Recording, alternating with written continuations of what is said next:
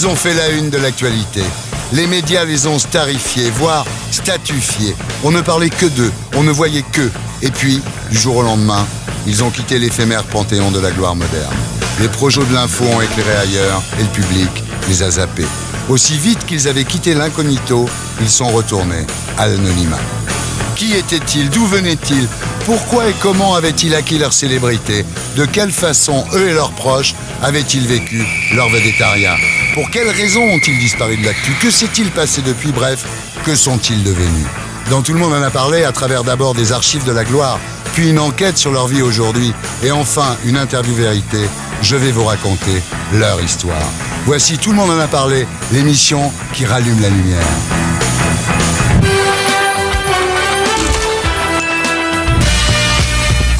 J'accueille Peter Heslo. Regarde, le jour se lève dans la tendresse sur la ville. Tu me fais vivre comme dans un rêve. Tout ce que j'aime, besoin de rien, envie de toi. Comme j'avais envie de personne. Tu vois, le jour, c'est à l'amour qui ressemble. Besoin de rien, envie de toi. Tout le monde en a parlé à retrouver le chanteur Peter chez lui en pleine répétition. Mais ce n'est pas lui qui chante, c'est sa fille. Lola est venue me voir il y a 15 jours. Et elle me dit, papa, j'ai fait une chanson. J'ai dit, t'as fait quoi, une mélodie? Oui, une mélodie. Alors, je ne savais pas comment faire, donc j'ai pris la guitare, j'ai marqué les notes. Et elle me chante un truc. Je t'envoie la musique. Ok, mais pas trop fort, s'il te plaît. Tu chantes avec le sourire, hein. Encore un pas, un dernier point pour aller plus loin. Encore une pas.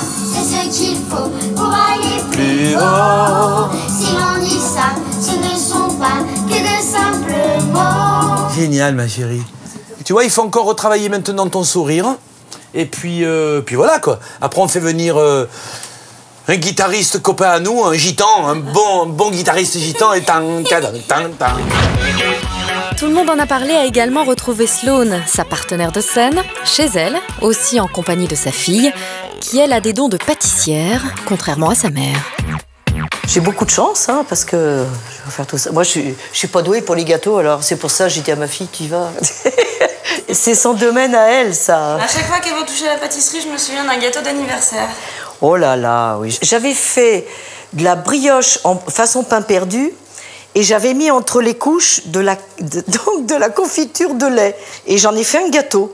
Mais c'est vrai que les invités en ont mangé, ils ont aimé, mais ils n'ont jamais pu en reprendre parce que c'était lourd. Mais bon, c'était l'intention qui comptait, hein. Pas mal, hein. Pas tout à fait. On n'est jamais content de ce qu'on fait, de toute façon. Elle peut pas tout faire, là, mais ses fraisiers sont énormes. Bon, bah, faut être gourmand, faut aimer ça. Peter est très gourmand. Ah, lui, il y goûte à ses gâteaux, parce que quand je peux en emmener en gala, je les emmène, et après, on partage. Et c'est encore en famille que Peter s'entraîne à son prochain spectacle. Pour garder la forme et réviser ses chorégraphies, il peut compter sur sa femme et sur sa fille.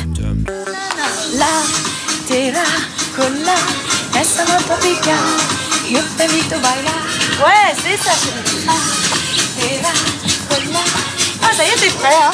Vas-y, très bien. Et après, c'est les wow-wow.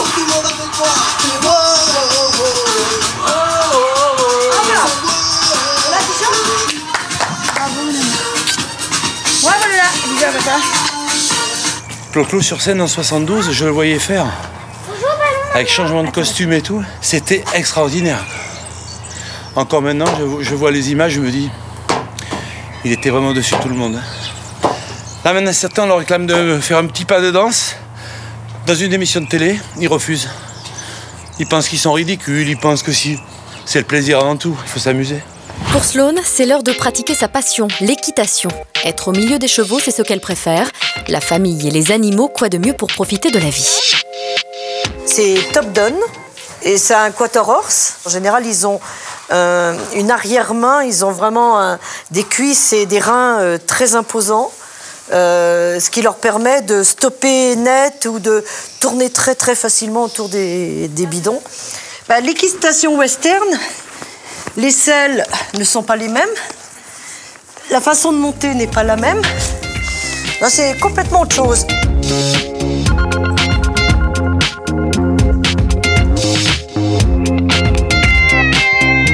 Les deux passionnés de musique se retrouvent d'ailleurs souvent pour une tournée où ils rechantent sur scène leurs plus grands tubes. Ça va?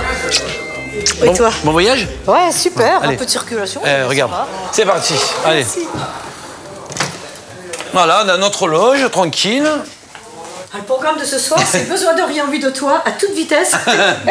Il faut aller chanter tout de suite, comme on est. Taureau. Bélier. Aïe, aïe, aïe, aïe. Deux bêtes à cornes. Mais bon, 30 ans là, on est toujours là.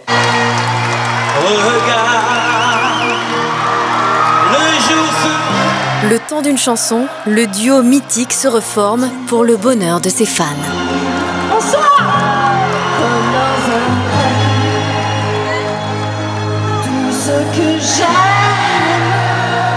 Besoin de rien, envie de toi, comme j'avais envie de personne. Peter et Sloane.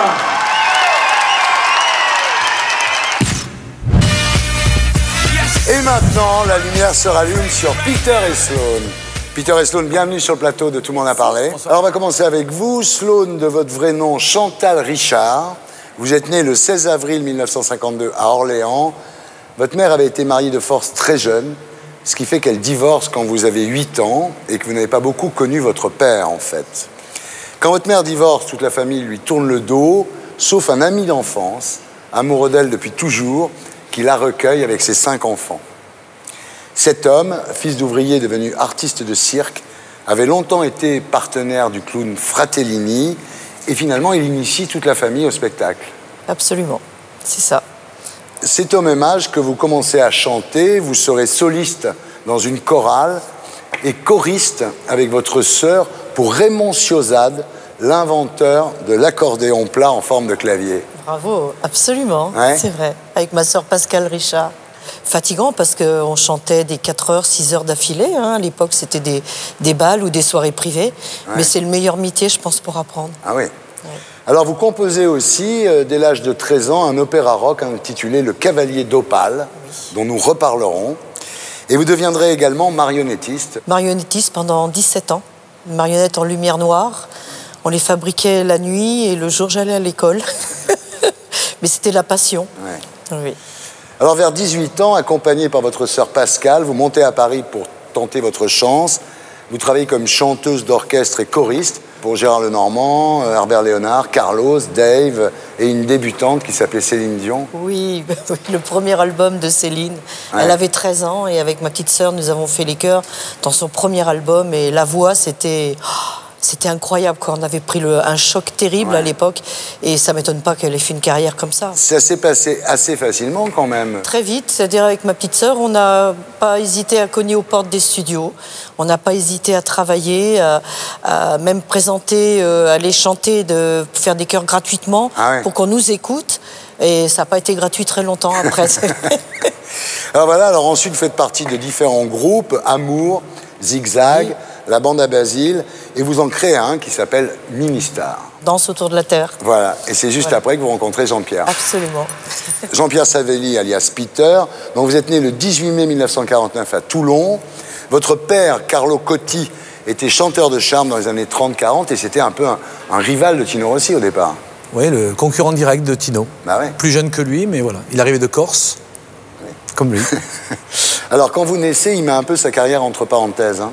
Oui, papa a décidé de descendre de Paris, de revenir un petit peu sur Toulon, où on vivait avec la famille, et de s'occuper un petit peu de ma sœur et de moi. Et ben voilà.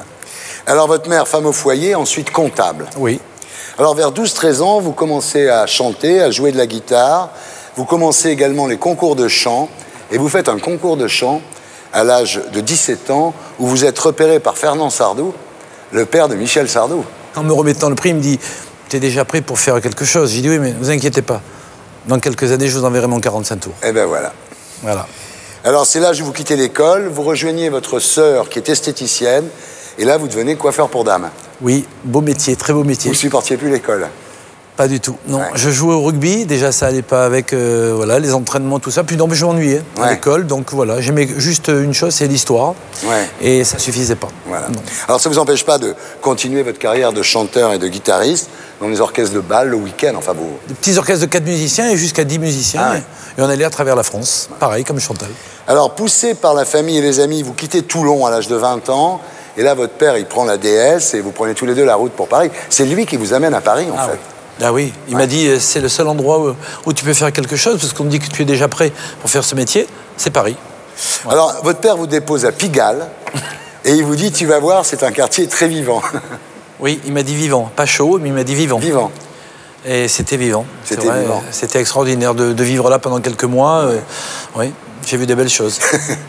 C'est votre père qui vous conseille de prendre contact avec Georgette Plana, qu'il avait connue pendant la guerre, et elle vous donne rendez-vous au Carrefour Pleyel, et vous comprenez salle Pleyel. Alors vous l'attendez en vain, évidemment, puisque Oui, on n'avait pas le portable voilà. à cette époque. Et à un moment, vous voyez écrit production Michel Legrand. Vous dites je vais monter, et c'est la maman de Michel Legrand qui vous ouvre la porte, quoi. Raymond Legrand, oui. Raymond Legrand. Il faut dire que dans les orchestres dont je faisais partie à l'époque, dans le Midi, je chantais déjà du Michel Legrand. Ah oui. Et pour moi, de voir son nom, je me suis dit, c'est pas possible, il faut pas que je loupe ça. Oui. Voilà. C'est incroyable. Alors elle vous fait rencontrer son fils, donc Michel Legrand, et 6 mois plus tard, il vous signe un contrat. Il vous écrit un premier 45 tours qui s'appelle Un goût de soleil, de pommes et de miel. Une très belle chanson qui sera reprise par Sarah Vaughan et Sammy Davis Jr. quand même. Oui, de jeunes chanteurs Voilà. américains. C'est incroyable. J'ai appris, ouais, c'est un conte de fées. C'est un coup de bol J'ai pas incroyable. souffert à Paris, j'ai pas Ouais. fait des galères. En 1972, vous gagnez le Grand Prix de la Rose d'Or en Antibes avec Ciel. Oui. C'était important à l'époque, hein, la Rose d'Or d'Antibes. Ah oui, là vraiment, dans la pinette de Juan-les-Pins. C'est magnifique, Quand hein. ils ont commencé à dire 3e prix, 2e prix, 1er prix, j'ai dit bon, mais j'ai rien. Et Ouais. puis d'un coup, il y a eu Grand Prix. Ah là là, Donc à l'époque, produit par Legrand et Eddie Barclay, c'est génial. avec Ciel. Puis ça m'a permis de continuer. Alors en 1975, vous avez le premier rôle dans La Révolution française de Claude Michel Schoenberg et Alain Boublil, date importante aussi dans votre carrière. Schoenberg, Boublil qui viennent me voir, en tournée avec Claude François, en 74, qui me disent on monte un opéra rock. Est-ce que ça te dirait de faire quelque chose avec nous? Oui, oui. Et puis je me retrouve avec le premier rôle à chanter des chansons fantastiques. Au début des années 80, vous interprétez des génériques de séries télé, Goldorak, Albator, Xor, etc. Et c'est là que vous rencontrez Chantal. Ah, Alors, oui. en 1983, vous êtes tous les deux au Palais des Congrès, vous dans le studio A et vous dans le studio B. Et vous, Jean-Pierre, on vous dit, tu devrais écouter la chanteuse dans le studio d'à côté, elle se débrouille bien. Et là, vous enregistrez une chanson extraite de votre opéra rock, justement, le Chevalier d'Opale, avec 60 musiciens. Oui, c'est ça. Ma productrice, qui était propriétaire du Palais des Congrès, me dit il y a une blonde, tout en noir. Elle chante super, il faut que tu écoutes, parce que toi qui aimes les duos, qui aimes faire toujours des voix, des chœurs Ouais. et tout, et voilà. Rencontre, alors coup de foudre amoureux et artistique. Vous décidez de travailler ensemble sur une chanson et vous faites Ma vie avec toi, ta vie avec moi. Mais il vous faut une phase B. Il nous fait un autre titre, oui. Voilà. En studio, ça a été décidé en studio. En studio, oui. Et l'autre titre, évidemment, c'est Besoin de rien, envie de Voilà. toi. La phase B devient un tube énorme. Qui l'a écrit, cette chanson? J'ai fait la musique. Ah ouais. En fait, j'avais 2 heures pour la faire et elle m'est tombée d'un coup en un quart d'heure. Oh là là. C'est incroyable, c'est comme ça. Mais une mélodie, c'est ça. Hein. Ouais. Ça peut être. Je suis plus une mélodiste qu'une musicienne et Ouais. voilà, c'est tombé. Alors Bernard Estardi, l'orchestrateur, me dit tu fais un titre rythmé puisqu'on a un slow en face A, fais-nous un titre rythmé et puis voilà, tout est descendu. Et dans la nuit, Jean-Pierre avec Marie Casanova. Ouais, moi, j'ai trouvé devant la fenêtre le titre, Besoin de rien, envie de toi. J'ai appelé ma copine Marie Casanova, qui est corse comme moi, et on a fait le texte tous les deux. Voilà. Et puis, il faut dire que Ma vie avec toi, ta vie avec moi, s'appelait Slow pour Anne. Et Slow Anne. Voilà, on a mis Et le Oui, prénom- parce que vous aviez des contrats sous vos vrais noms. Oui, moi, je Non, pouvais pas Vous pouvez pas chanter. vers Jean-Pierre. Non, Jean-Pierre et Chantal, ça. Oui, c'était pas bien. possible. Peter et Sloan, c'est classe. Et oui, Slow c'est pour bien. Anne, j'ai mis le doigt sur le pour. Ouais. Et ça fait Sloan. Sloan. Comme j'ai du sang irlandais dans les veines, Ouais. voilà. Heureusement que tu as mis le doigt sur pour. Oui. Si j'avais mis slow. Slow pour, ça aurait été embêtant, c'était mieux. Alors, Peter et Slow pour. et voilà. Du indien. Donc, Besoin de rien, envie de toi, une chanson énorme qui restera numéro 1 au top 50 pendant 8 mois. Ça a été la première chanson du top 50 en fait, quand ils l'ont Ouais. créée. C'est notre chance. Oui. Numéro 1 du top, naissance de Canal. Ouais. Et on nous dit, vous êtes les numéro 1 du top 50. Ouais. Ah bon? Et là, on n'a plus rien compris. Hein. Ça a été Ouais. Ouais. extraordinaire. Vous avez vendu pratiquement 2 millions d'exemplaires. Oui. Ouais. Oui, puis on a fait des versions italiennes, espagnoles, Ah ouais. allemandes. On s'est bien marré, quoi. Et puis c'est formidable de faire son métier comme on a toujours voulu le faire. Ouais. C'est ça qui est formidable. Alors c'est un triomphe, évidemment. Comment ont réagi les gens de votre entourage, alors votre famille Ah bah, très fier. Ouais. Les deux, hein, parce qu'on est très famille tous les deux. Oui. Et pour eux, c'était voilà, c'est un conte de fées et ils étaient heureux pour nous. Puis très heureux surtout de dire, ils ont quand même un passé musical. Et, Ouais. moi, j'avais vendu quelques millions de disques aussi avec des enfants, Ouais, ouais. avec des génériques. Mais bon, et puis là, à deux, un nouveau duo. Il y avait Pluston et Chardin. Oui, c'est vrai. Donc un nouveau duo, le brun, la blonde. Tiens, ils sont amoureux. Ouais. Voilà. Bon. Vos relations avec les médias, ça s'est bien passé en général? Ben, moi, je vais vous dire honnêtement, il y a beaucoup de gens qui avaient refusé. Ah tiens, telle télé, non, pas pour Jean-Pierre, c'est pas ça et ça. Il y a des gars qui m'ont dit, tu vas te venger là. Ouais. Et nous, on se parlait tous les deux, se venger de quoi? On va leur dire quoi? On veut pas faire votre télé et tout. Ouais. On était ravis. Ouais. On a fait des milliers de kilomètres, trois galas. C'est pas concert. 3 galas dans la nuit. Chantal a eu beaucoup de problèmes physiques parce que le sommeil et tout, c'était pas évident. Non, mais j'étais très menue à l'époque. Bon, depuis, j'ai pris un peu. Oui, les cheveux ont poussé. Et donc, voilà, c'était un moment C'était la fatigue, mais c'est un magique. moment magique. Quoi. magique. On a pris de revanche sur personne. Ouais. Alors, l'argent, vous avez gagné énormément d'argent avec cette histoire, parce que vous étiez, vous, compositrice et vous, parolier, non? Oui, bien sûr, puis les concerts, les galas. Ouais. Mais franchement, oui, bien sûr. En Ce qui a permis de gâter un petit peu notre famille aussi. Ouais. 85, il y a eu des rentrées d'argent, ça sème. Non, c'était très, très Vous bien. avez mis un peu de côté? Oui, on a mis de côté, oui. Ouais. Un peu à Toulon, un peu en Corse. Et vous aussi, Chantal? Moi, j'ai mis plutôt dans les chevaux. Quel a été le meilleur moment de cette époque? Rappelle-toi, ce qui était formidable, c'est qu'on est en train de faire notre album chez Bernard et Sardy. Et nos producteurs nous avaient dit, venez, il y a un dîner avec la maison de disques. Voilà. Il faut absolument venir. Je sais que vous êtes fatigués, mais il faut venir. Et en fait, on est arrivé, on a ouvert la porte du restaurant et il y avait tout le staff de CBS à l'époque. Voilà. Et ils ont tous, ils se sont levés avec le champagne, ils sont applaudis parce que de 2020 jours, on était passé en une semaine à combien 27 000. Et il y a eu des pointes. Ils nous le montraient, 40 000. D'un seul coup, c'est-à-dire première télé, prouf. Et là, personnellement, ça a été un souvenir, un choc. On se demandait ce qui se passait, pourquoi tout le monde était là, et on a appris qu'on avait quadruplé, même plus, les ventes. Voilà. En deuxième 45 tours, vous devez sortir Pour tous ceux qui vont s'aimer, mais Jean-Pierre refuse. Écoutez, moi, franchement, ça, c'est une histoire entre Chantal et les producteurs, peut-être. C'est des choses qui n'ont pas été bien honnêtes, là. Il parlait un peu à Chantal, il me parlait un peu à moi. Ouais, compliqué. Là, les frères Célie, je pense qu'ils n'ont pas été très, très honnêtes. Alors, je sais pas, moi, je me vois pas en tant que chanteur, interprète, c'est pas moi le producteur, dire Ouais. je ne veux pas, je ne veux pas. Alors à la place de Pour tous ceux qui vont s'aimer, vous sortez C'est la vie de château avec toi. Moi, j'ai vu qu'on sortait C'est la vie de château avec toi. Ouais. Une chanson que j'avais fait avec Marie Casanova. Ouais. Voilà. Et c'est comment j'aurais pu dire moi par rapport à Chantal, on était à égalité. Hein. Ouais. Je vois pas, j'avais pas d'affinité plus Ouais. qu'elle. Ouais. Enfin, je crois pas. Avec les producteurs. En tout cas, la suite a montré que on a arrêté notre contrat. Et la seule qui restait avec les frères Célie, c'est qui? C'est Chantal Richard. Moi, je ne suis pas resté. Donc, ils s'entendaient très, très bien ensemble. Donc, cette histoire, je l'ai entendue 2-3 fois. Et moi, j'ai toujours dit, je n'y suis pour rien. Voilà. Alors le problème, c'est que la chanson dépassera pas la 43e place du top 50. Oui. Là, c'est un peu la désillusion. Derrière un tube aussi énorme, Ouais. il fallait attendre. Ouais. D'abord, on était fatigués. Il fallait attendre et prendre son temps. Ouais. Voilà. Mais je pense qu'ils ont voulu vraiment... Comme beaucoup de choses, en 45 tours, après, on fait un album. Ouais, Voilà, ouais, c'est une ouais. maison normale. Bon, Si on avait attendu un an, on avait pris notre temps.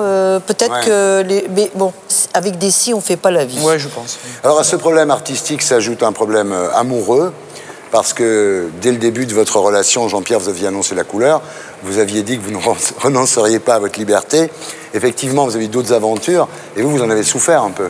Oui, j'en ai souffert. Moi, je ne m'en cache pas. Hein, Ouais. parce que je suis très entière et romantique, et le duo, tout ça. Et Oui, c'est à la fois Voilà. professionnel Voilà. et amoureux, et voilà. Voilà. Et- Alors que Jean-Pierre, bon, ben voilà. lui, Ah bah, Non, mais lui, moi, c'est- c'était sérieux, mais moins Ouais. sérieux, mais j'avais annoncé la couleur et tout ça avant, Oui, oui, parce oui. que avec ce métier-là, déjà un duo qui chante ensemble et tout, si en plus, voilà, la preuve a été que, voilà. Moi, c'était très dur. Ah oui, c'était dur. Ça, je sais. c'était dur parce que. Alors voilà, les télés s'enchaînent, les disputes aussi. Alors Chantal, vous dites, nous avions deux caractères très forts, et c'est vrai qu'il y avait souvent des courts-circuits entre nous qui pouvaient se terminer en clash.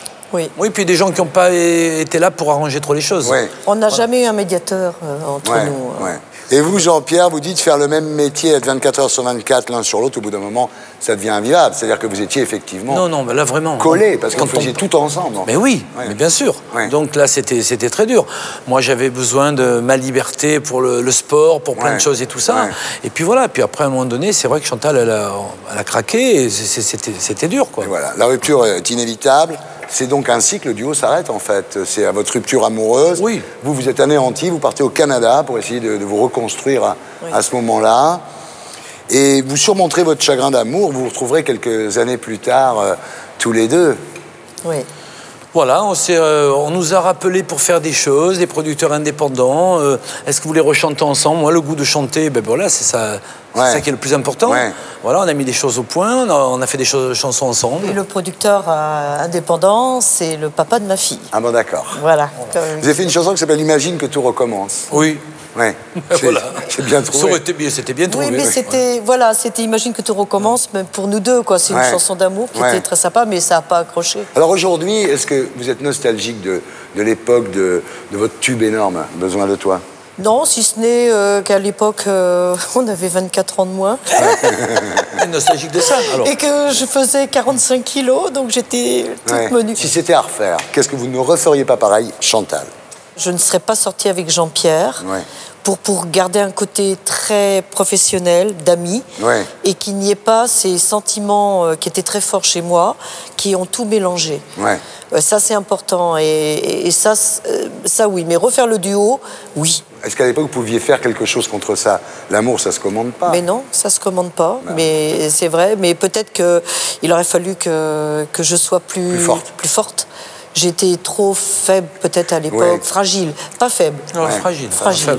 Femme amoureuse. Ben oui, mais je suis entière. J'y peux rien. Et vous, alors, si c'était à refaire, qu'est-ce que vous ne referiez pas pareil? Choisir Paris comme ville, qui m'a éloigné depuis 40 ans de ma famille. Ma maman a 93 ans aujourd'hui, mais elle me manque. Je la vois pas trop. Et puis pareil, mon père, je ne l'ai pas vu partir, quoi. Ouais, Voilà, ouais. ce métier m'a bouffé beaucoup de choses, m'a apporté énormément de joie, il n'y a aucun problème. Mais bon, Ça vous a coupé de vos bases, quoi. Ouais. à fond. Alors, le jour où vous allez mourir, Chantal, qu'est-ce que vous voulez qu'on écrive sur votre tombe? Passionné. Oui. Et vous, Jean-Pierre? Papa, maintenant on va pouvoir faire un duo ensemble. Ah, c'est bien. J'étais très heureux de rallumer la lumière sur vous. Merci. Merci Thierry. Merci.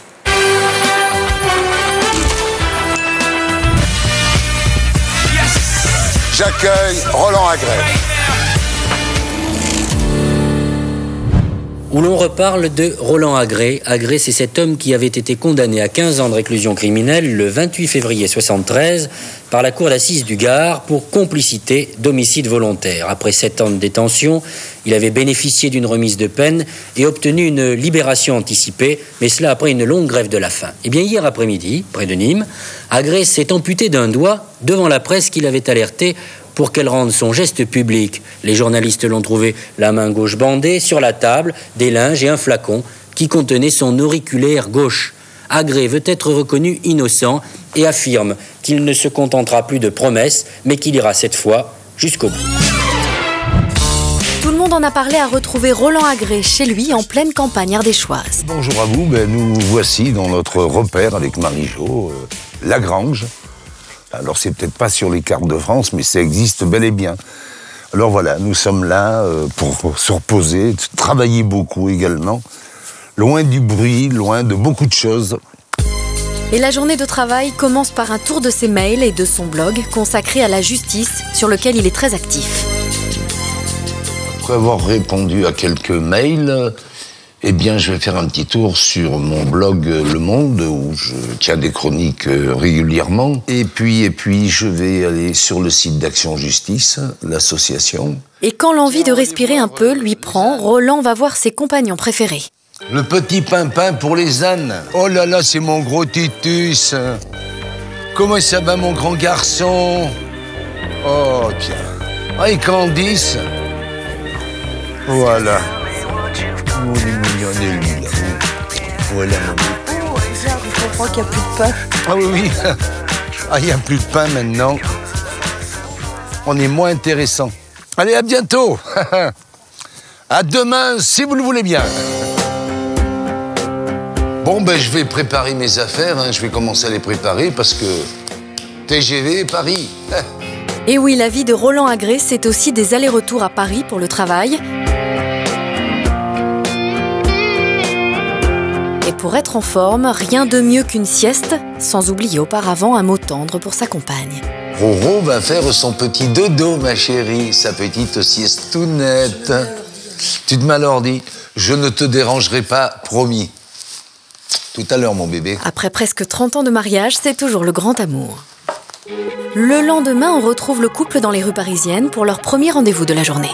Là maintenant, nous allons à l'hôtel Lindbergh où nous avons rendez-vous dans le salon avec maître Claude Lurent, avocat d'Action Justice. Cher maître, comment allez-vous? Vous allez bien? Très bien, très bien. Bon.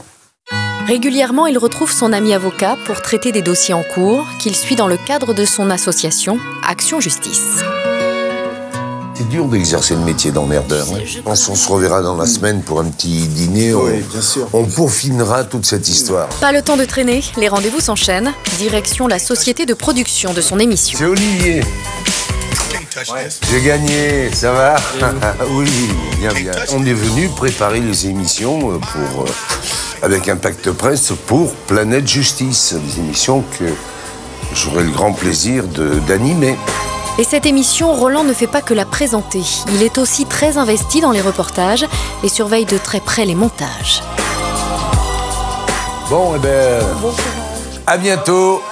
Nous, on part en Ardèche un petit peu, là. Voilà, à bientôt. La vie parisienne, très peu pour lui, et c'est avec joie que le couple repart en Ardèche pour retrouver calme et sérénité. Et maintenant, la lumière se rallume sur Roland Agré. Roland, bienvenue sur le plateau de Tout le monde en parlait. Merci. Vous êtes né le 2 août 1942 à Clermont-Ferrand, père cadre SNCF, mère femme au foyer, bonne famille bourgeoise gaulliste. Exactement. Les mutations de votre père vous amènent à Nevers, puis à Nîmes. Là, il monte au Gros du Roi, une agence immobilière. Alors, le Roland Agré de l'époque, vous le décrivez comme un jeune frimeur, un jeune con, un branleur tout azimut, gâté par ses parents. Je vivais tranquillement, c'est vrai que j'avais aussi une conscience embourgeoisée, je n'étais pas du tout destiné à tout ce qui s'est passé par la suite, effectivement. Alors, il faut dire que vous pensez plus aux filles qu'à bosser à l'école. Hein. Ben, c'est un peu normal, quoi, parce que les filles, c'est plus sympa que les maths, que les sciences et tout ça, surtout à mon époque. Alors, vous entrez dans la vie professionnelle comme apprenti électricien, mais à 18 ans, vous vous engagez dans l'armée pour échapper au joug familial, malgré un frère mort en Algérie. Nous avions déjà perdu notre frère en Algérie. Alors, ils avaient un grand vide et ils avaient un peu l'impression que je spéculais sur leur peine et tout. C'est un peu les reproches qu'ils me faisaient, je prenais ça très mal. Et donc, à 18 ans, j'ai dit, bon, ben, je m'engage parce que tout simplement, l'associé de mon père, qui était un ancien commandant dans l'armée, m'avait un peu baratiné en me disant, ce serait bien que tu t'engages, etc. J'avais envie de partir, je suis parti. Vous êtes parti. Au bout de 2 ans et demi, vous rompez votre contrat avec l'armée et vous devenez représentant en machine à coudre. Oui. Alors, vous gagnez bien votre vie. À 22 ans, vous vous mariez, mais comme vous entendez pas très bien avec votre femme, le soir, vous commencez à traîner dans les bars, à fréquenter les voyous. Mais tout ça pour la frime, quoi. Et c'est vrai que j'étais tellement médiocre que ça me valorisait de fréquenter des gens comme ça. Ouais. Vous finissez par vous retrouver en tôle pour une affaire de chèque volé. Vous prenez 8 mois, bon, pas très grave. À la sortie, vous avez 28 ans et là, vous trouvez du boulot dans un garage chez un certain André Borel comme agent commercial. Et là, vous roulez dans des super caisses, vous fournissez des pneus volés à vos potes et vous vous inquiétez pas trop des fréquentations un peu louches de votre patron, en fait. Ben, c'est vrai, bon, je m'en sers d'argument d'ailleurs aujourd'hui. Je ne nie absolument rien de ce que j'ai fait, de bien ou de mal. Je l'ai fait, c'est fait. Bon, c'est vrai que j'étais attiré par cette frime. Je roule en voiture américaine.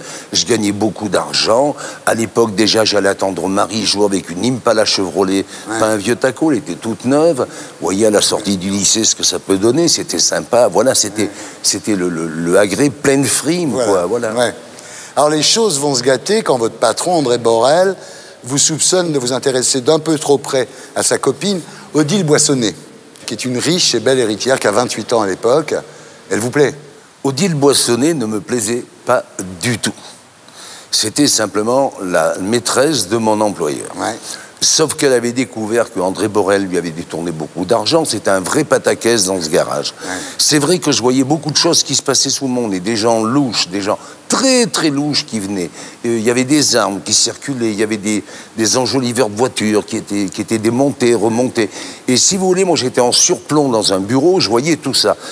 Alors, je disais, je gagne bien ma vie, t'as rien vu, t'as rien entendu, tu t'en fous. Ouais. Mais à un moment donné, effectivement, il y a un peu trop qui se passe, notamment lorsque j'apprends que André Borel s'est fait tirer dessus à Paris. Mais vous êtes quand même parti avec...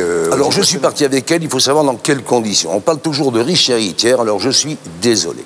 Quand je pars du garage, je dis je pars, Borel n'était pas là, selon ses habitudes, et je dis à Odile Boissonnet, écoute, je m'en vais.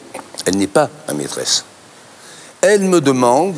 je ne veux pas rester avec Borel, il faudrait que tu m'accompagnes chez mon oncle à Saint-Raphaël, qui est avocat, maître Disley. Avant qu'elle parte, la riche héritière a tellement de la thune qu'avec son comptable, elle va au Mont-de-Piété, au Clou, pour mettre ses derniers bijoux qui lui restent de famille, parce que Borel l'a spolié complètement. Mais elle part sans un rond, je suis bien placé pour le savoir, elle n'a plus rien, elle est vandalisée. Et je l'accompagne chez son oncle, Disley, avocat à Saint-Raphaël. Alors le problème, c'est que le 10 novembre 1970, le long du Criolon, un cours d'eau situé à une trentaine de kilomètres de Nîmes, on retrouve deux cadavres, celui d'André Borel, donc votre patron garagiste, et celui de Jean Moreno, son employé. Alors vous êtes rapidement arrêté, accusé du meurtre du mari gênant, évidemment. Alors, l'arme que la police retrouve chez vous n'est pas celle du crime, mais vous êtes quand même incarcéré à Nîmes. Ben, je suis incarcéré, déjà... pour détention d'armes, ça c'est tout à fait clair. Et quant à soi-disant l'histoire d'amour qui avait été inventée par la police, alors 1000 fois vrai qu'après, ne pouvant plus ramener Odile dans son garage ni rien, on est parti au Gros du Roi chez des amis, elle est devenue ma maîtresse, forcément, elle est devenue ma maîtresse en cours de route, mais j'avais pas de plan très précis amoureux avec elle.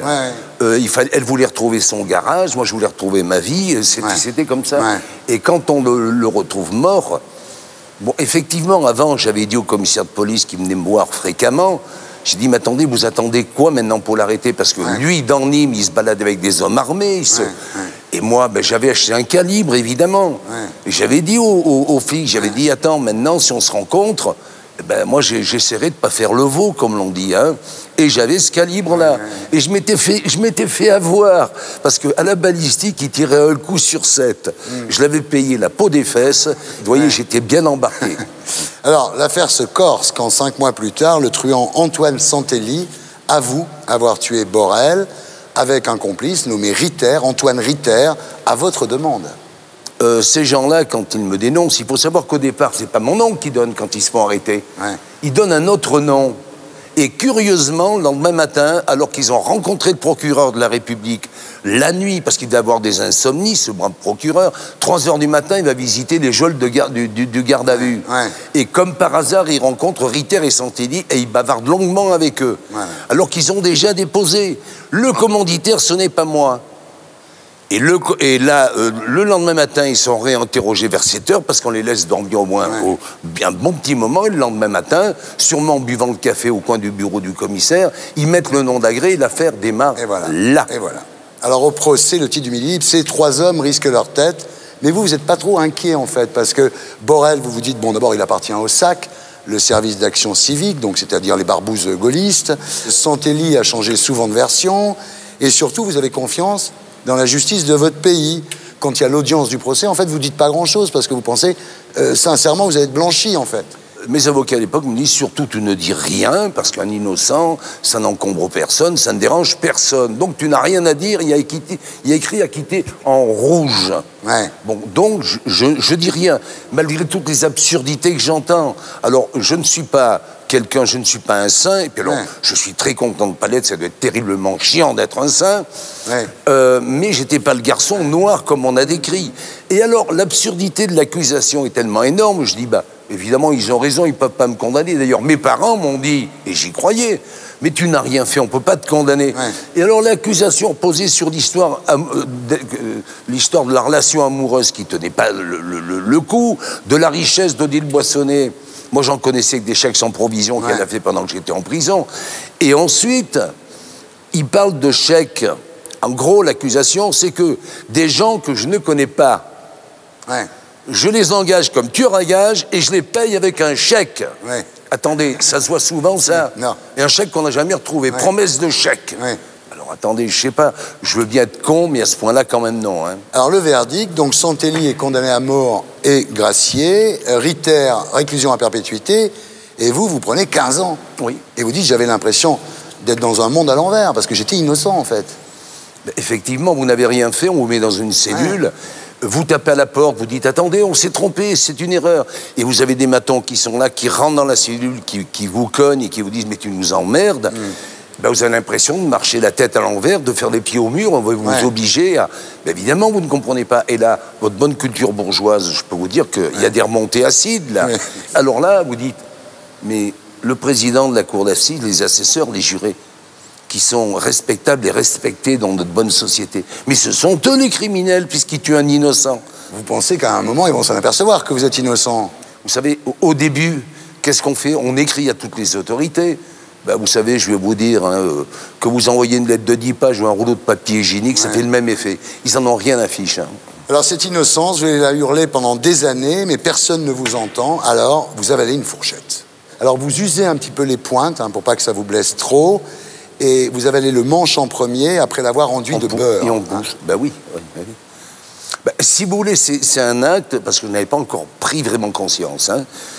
J'étais en pleine effervescence, mais je n'avais pas vraiment pris conscience. Alors, les gestes que je faisais, correspondaient un petit peu à ceux d'un gamin qui ne peut pas s'exprimer et qui veut qu'on attire l'attention qu'on attire l'attention sur lui. Quoi. Et donc, je faisais des gestes comme ça, effectivement. Alors, vous avalez cette fourchette, mais on vous laisse mariner avant de vous opérer, évidemment, pour vous faire payer finalement ce geste. C'est ça qui est le plus terrible, en fait. À peine remis, comme vous dites, vous remettez le couvert. Oui. Deuxième fourchette. Oh, mais là, j'en ai avalé, je crois qu'à un moment donné, je devais en avoir au moins 7 ou 8 dans l'estomac. Hein. Parce que comme il l'enternait, ben, je remettais la gomme derrière. Hein. En prison, vous vous mariez, vous épousez Marie-Jo. Oui. Un 28 décembre, le jour de la fête des Innocents. Et c'est une date administrative, hein, c'est pas nous qui l'avons choisi. C'est pas vous qui l'avez choisi? Non, non, pas du tout. C'est énorme. Oui. C'est énorme. Et puis un matin, vous vous réveillez après une tentative de suicide, une pendaison. Vous êtes avec votre mère, avec Marie-Jo, à votre chevet. Et là, vous décidez de faire comme Pierre Goldman, c'est-à-dire vous décidez en fait d'utiliser la pression des médias et des comités de soutien. Il faut savoir qu'à l'époque, j'avais été psychiatrisé par un jeune médecin qui était en blouse blanche, donc je n'avais aucune méfiance vis-à-vis de lui. Comme j'ai cassé un peu trop de cellules, il est venu me voir, tiens, un petit cachet, ça te fera du bien. Puis après, les cachets, je les attendais le matin, à midi et le soir. Et j'étais, à mon insu, j'étais complètement psychiatrisé. Et là, si vous voulez, le fait que j'en sois arrivé à me pendre, là, ça m'a galvanisé complètement. De voir Marie-Jo pleurer, ma mère pleurer, alors là, j'ai dit, il n'y a plus jamais rien qui va se passer de la même façon. Et là, ça a été un éclair tournant. Et j'ai pris conscience. Ça a été mon grand tournant, oui. Alors, pour intéresser les médias et animer vos comités, vous décidez de prendre votre corps en otage. Hein. Vous dites, je n'allais pas prendre un maton en otage, parce que ça aurait été un salopard si j'avais fait ça. Exactement. Je me prends moi-même en otage, voilà. J'avais un rôle de victime à assumer, c'est vachement difficile. Et si j'avais trouvé des moyens beaucoup moins douloureux à l'époque, croyez-moi, j'étais preneur. Effectivement, j'ai été obligé d'avoir ce comportement. Mais également, j'avais, je vous dis, le soutien de Marie-Jo, qui, elle, quand même, a réussi à ameuter la France. Alors, début 76, vous faites une grève de la faim, 1 an et 28 jours, oui. sous perf. Perdez 41 kilos et vos dents. Ah oui, la journée, elles sont fausses. Alors Marie-Jo aussi fait une grève de la faim et elle se fait porter à l'intérieur de la cathédrale de Rouen sur une civière. Oui. Pour attirer l'attention de Jean Le Canuet, qui à l'époque est garde des Sceaux. Ben, vous savez, il a été très indisposé. Alors, alors ça fait un gros fourbi dans l'église. Oui. Il a fallu arrêter la cérémonie. L'évêque est venu, partait de là, etc. Mis à part qu'elle avait l'adresse perso de Jean Le Canuet, donc elle est partie volontiers de l'église. Mais quand il est rentré chez lui, elle était déjà dans une civière devant. Il a été obligé de la recevoir. En 1981, place Vendôme, vous demandez à votre comité de soutien de cracher dans un bol, et vous vous injectez les crachats, ce qui provoque une septicémie, évidemment, immédiate, quoi. Oui. Ben, oui, parce que si vous voulez, le grand drame, et ça je l'ai compris dès le départ, c'est que chaque fois je mettais la corde un peu plus haut, un peu plus haut, un peu plus haut. Effectivement, quand on met la corde, on met la corde, on met la corde, à un moment donné, on arrive dans les pires des extrêmes. Je me suis comporté comme un barbare vis-à-vis de moi. Je me suis comporté comme un inhumain. Et alors, croyez-moi, c'est vachement dur. Vous dites d'ailleurs, je me suis retrouvé dans une logique de guerre. Mais oui, et puis même dans certaines affaires, je me ressens souvent encore en logique de guerre, effectivement. Ouais. Alors, en 1983, vous coupez 2 doigts que vous déposez dans un bocal qui sera mis sur le bureau du directeur des affaires criminelles et des grâces. Oui. Alors, j'en ai coupé un premier, j'avais prévenu d'ailleurs, et 2 mois après, j'en ai coupé un second. Et là, j'ai dit, s'il y a rien qui bouge pour la révision de mon procès, je viendrai dans un mois me coudre la bouche. Il faut savoir qu'à ce moment-là, quand même, il y a un événement qui s'était produit, c'est que Ritter et Santelli, qui m'avaient accusé donc à l'époque, ils avaient quand même produit pas moins de 19 versions différentes. Hein. Ouais. Bon, ils ont été condamnés pour subornation de témoins. Donc ça a été un élément nouveau, imparable pour la révision du procès. Voilà, donc effectivement, fait nouveau, révision du procès. Le 25 avril 1985, vous êtes rejugé et acquitté, mais il faudra encore une grève de la faim et une balle dans le pied pour être indemnisé. Alors, vous trempez la balle dans de la bétadine avant de vous la tirer dans le pied, quoi. Oui, mais il y a un truc auquel je n'avais pas pensé, c'est que à bout touchant, ça brûle, vous savez, le coup, là. Là, les résidus de tir, comme on appelle, c'est terrible. Alors là, le coup par lui-même, on le sent pas trop. Honnêtement, c'est comme si on prenait un grand coup, si vous voulez, mais alors, c'est d'une violence, ces résidus de tir, cette flamme à l'intérieur qui brûle, c'est la grande horreur. Ouais. Et paradoxalement, il a fallu chaque fois que j'arrive dans ces extrémités, et chaque fois, la justice, après, m'a dit « Oh, ben vous savez, vous avez raison. » Elle m'a donné raison chaque fois, mais après.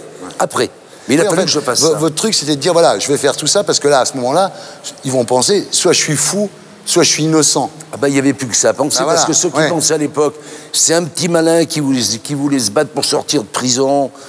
Bon, attendez, je suis sorti au bout de 7 ans, j'étais quasiment conditionnable, on va dire ça comme ça. Et je continue à faire tout ça, donc je dis, il n'y a plus que 2 raisons maintenant. Ou alors je suis frappadingue complet, ou alors il faut penser que je suis peut-être innocent. Voilà. Mais vous étiez innocent. Là, évidemment, les médias parlent de vous, parce que c'est rarissime que la justice revienne sur ses décisions. Ça arrive très rarement. Quelles ont été les réactions de votre entourage à ce moment-là? Évidemment, on a été très heureux. En plus, j'avais mon père à l'agonie, je voulais qu'il voie ça, c'était bon. Mais pour nous, ça a été très dur, parce que c'était un terrible échec pour nous. On laissait des années de vie torturées, gaspillées derrière nous. Mais vis-à-vis de tous ceux qui nous avaient soutenus, je ne peux pas tous les citer, mais des gens comme Claude Mauriac, Manseron, enfin beaucoup de gens de droite comme de gauche d'ailleurs, j'étais vachement heureux pour eux, parce que d'abord, bon, ils m'avaient fait confiance, et puis ils ont continué à me faire confiance, et jamais personne ne l'a regretté. Et ça, c'était important. Et surtout, je ne voulais surtout pas que mes enfants, mes petits-enfants à venir et tout, soient le fils d'un gracier. Parce que gracier, ça signifie qu'on a eu une faveur d'un président, que ça s'adresse à un coupable. Je ne l'étais pas, je voulais pas être un gracier, tout simplement. Alors, votre père était à l'agonie au moment où vous avez été acquitté, votre mère?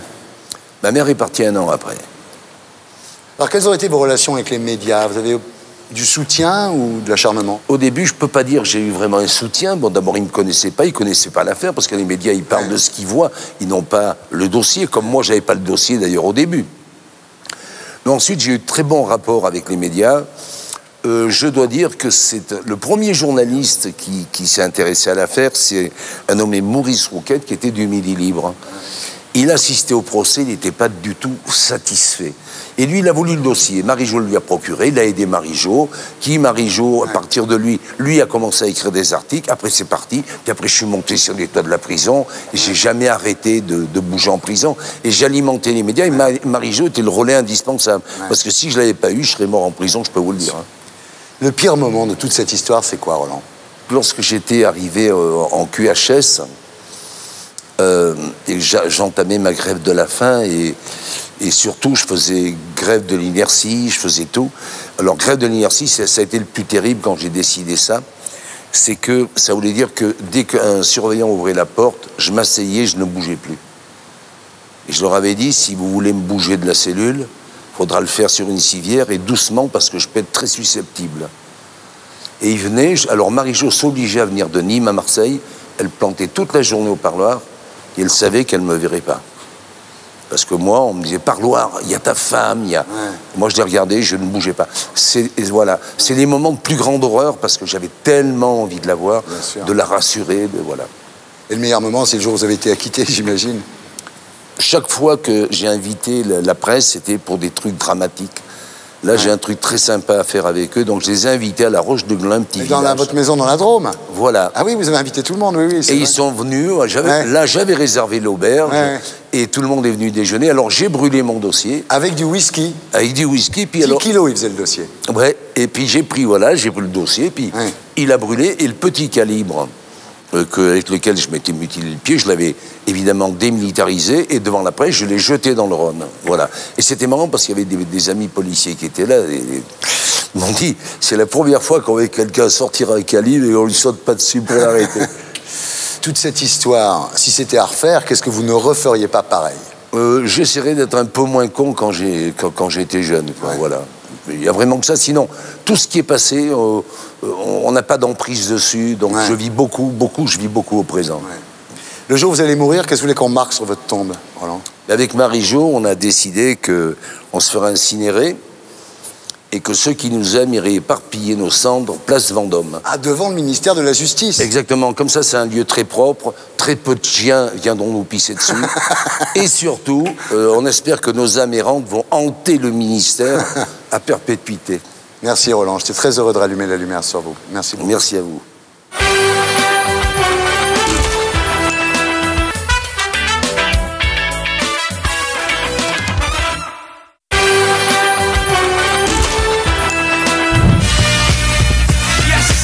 Et maintenant, j'accueille Marjolaine. On va faire une interview. Marjolaine, citoyenne. Marjolaine, c'est quoi votre position sur les 35 heures? Moi, je trouve que c'est un Laissez programme... répondre, s'il vous plaît. Je trouve que c'est un programme qui a été établi pour un ensemble de gens et d'industries qui ne fonctionnent pas forcément dans le même système. Ouais. Voilà. Voilà, donc vous pensez qu'il faut s'adapter? Voilà, il faut s'adapter en fonction... vous parlez comme Antoine Seyer, le baron Seyer. On les confond même physiquement, les deux. Je pense qu'il y a certaines industries qui ne peuvent pas appliquer la loi des 35 heures. Voilà. Vous êtes sensible aux droits des femmes? Très très belle question. Vous êtes sensible aux droits des femmes? Aux droits des femmes? Non, retire ce R qui fait chez tout le monde. Sérieusement? Aux droits des femmes? Oui. Oui, je suis sensible et puis... Moi aussi. Tout le monde en a parlé à retrouver Marjolaine en plein tournage dans un hôtel de luxe parisien pour une nouvelle chaîne de télévision. C'est la semaine de la mode et Marjolaine enchaîne les interviews de mannequins. Alors nous sommes en direct avec un mannequin du défilé. Je vous propose de la découvrir. Alors bonjour, comment vous appelez-vous? Hi, what is your name? My name is Kato. What would you like to study? Actually, I want to go to university to study art in Berlin. Je trouve que là, faire un lancement, ça serait carrément génial. Nous sommes à quelques minutes du défilé. C'est survolté. Bonjour Alexandra. Oui, très bien, merci. On va passer. Essayez de trouver des gens dans la mode aussi. Bonjour, comment vous appelez-vous? Bonjour. Oh, vous avez fait le voyage de Chicago pour venir à Paris? Là, on est à 2 minutes du défilé, donc tout le monde est un peu stressé, ça va commencer. Moi, j'ai pu faire quelques petites interviews, donc je suis contente. Dans une ambiance de paillettes où elle reprend vite ses repères.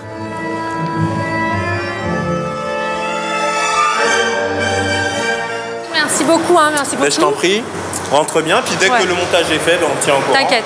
Ok. Salut, merci pour tout. Fin de tournage, elle file retrouver une copine et surtout son petit garçon. Et oui, Marjolaine, la sulfureuse, est aujourd'hui maman. On va aller boire un petit verre parce qu'il pleut, donc on peut pas aller au parc. C'est pas grave, hein. De toute façon, chat il dort, donc à chaque fois il te fait le même coup. Hein. Tu viens voir sa fiancée, il dort, il lui fait le coup de la belle au moins dormant. Peut-être que si tu l'embrasses sur la bouche, peut-être qu'il va se réveiller. Hein. Allez, viens ma petite puce, c'est trop mignonne. Elle est trop belle. J'ai mis 2 pailles. Ah merci, c'est gentil. Et pendant que son fils fait la sieste, Marjolaine s'offre un moment de détente autour d'un cocktail. Non, mais aujourd'hui, les enfants, ils sont trop précoces. Moi, j'ai pas le souvenir d'avoir été si vive comme ça quand j'étais petite. C'est déjà l'heure de rentrer. À la maison, Marjolaine passe en revue sa collection de minéraux. Avant, quand j'étais jeune, je collectionnais les timbres.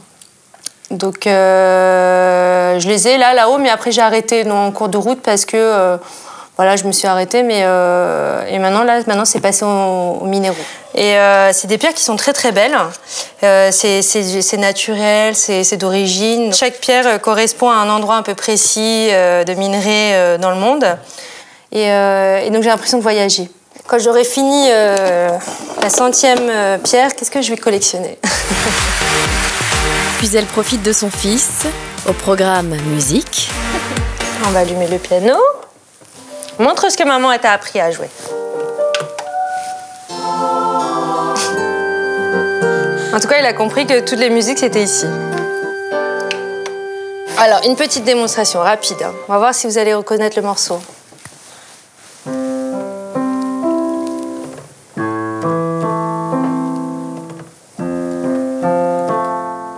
On finit la dernière page. Et lecture du soir, en anglais, s'il vous plaît. I have your sun.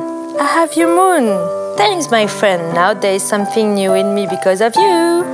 Bye bye. Et voilà, c'est fini. Ah bah maintenant il est perturbé. Qui aurait cru que la bombe sexy de la télé devienne un jour maman poule attentionnée? Et maintenant, la lumière se rallume sur Marjolaine. Bienvenue sur le plateau de Tout le monde a parlé. Alors, vous êtes né le 19 janvier 1981 à Saint-Maur-des-Fossés. Votre père, M. Bouité, cherchait un prénom sur le calendrier. Il a pointé son doigt au hasard. C'est tombé sur Marjorie. Mais comme il avait pas ses lunettes, il a cru lire Marjolaine. Vous connaissez chaque détail de ma vie. C'est vrai? Oui, c'est vrai. Parce que Marjolaine n'existe pas, en fait, dans le calendrier. C'est unique.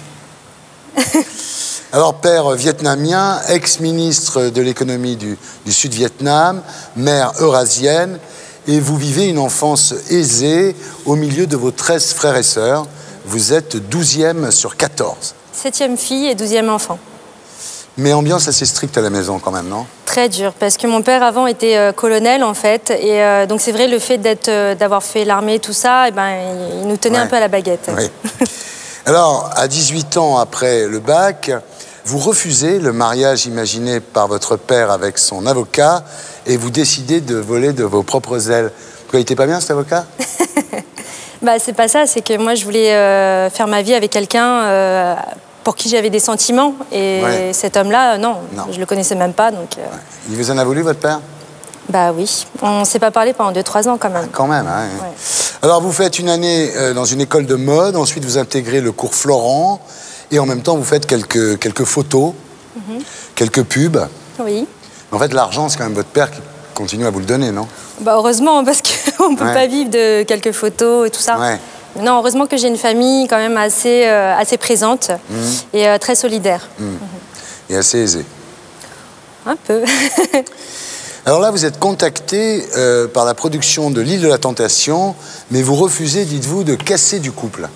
Oui, parce qu'en fait, le principe de casser des couples n'est jamais bon. Dans tous les cas, on est toujours vu comme la méchante. En revanche, j'ai accepté de faire Greg le millionnaire. Alors, le principe de Greg le millionnaire, c'est qu'il faut séduire un faux millionnaire. Hein, qui était... Mais ça, on ne le savait pas avant le casting. Voilà. On savait juste qu'il y avait un homme et que voilà, il recherchait une femme. Alors, dans cette télé-réalité, vous faites remarquer par quelques cabrioles avec le millionnaire, et votre rôle de bad girl vous permet de sortir du lot, c'est ça? En effet, oui. C'est vrai que, étant jeune, j'ai toujours aimé un peu les pestes, les méchantes dans les séries télé. C'est celle qui avait le plus de caractère.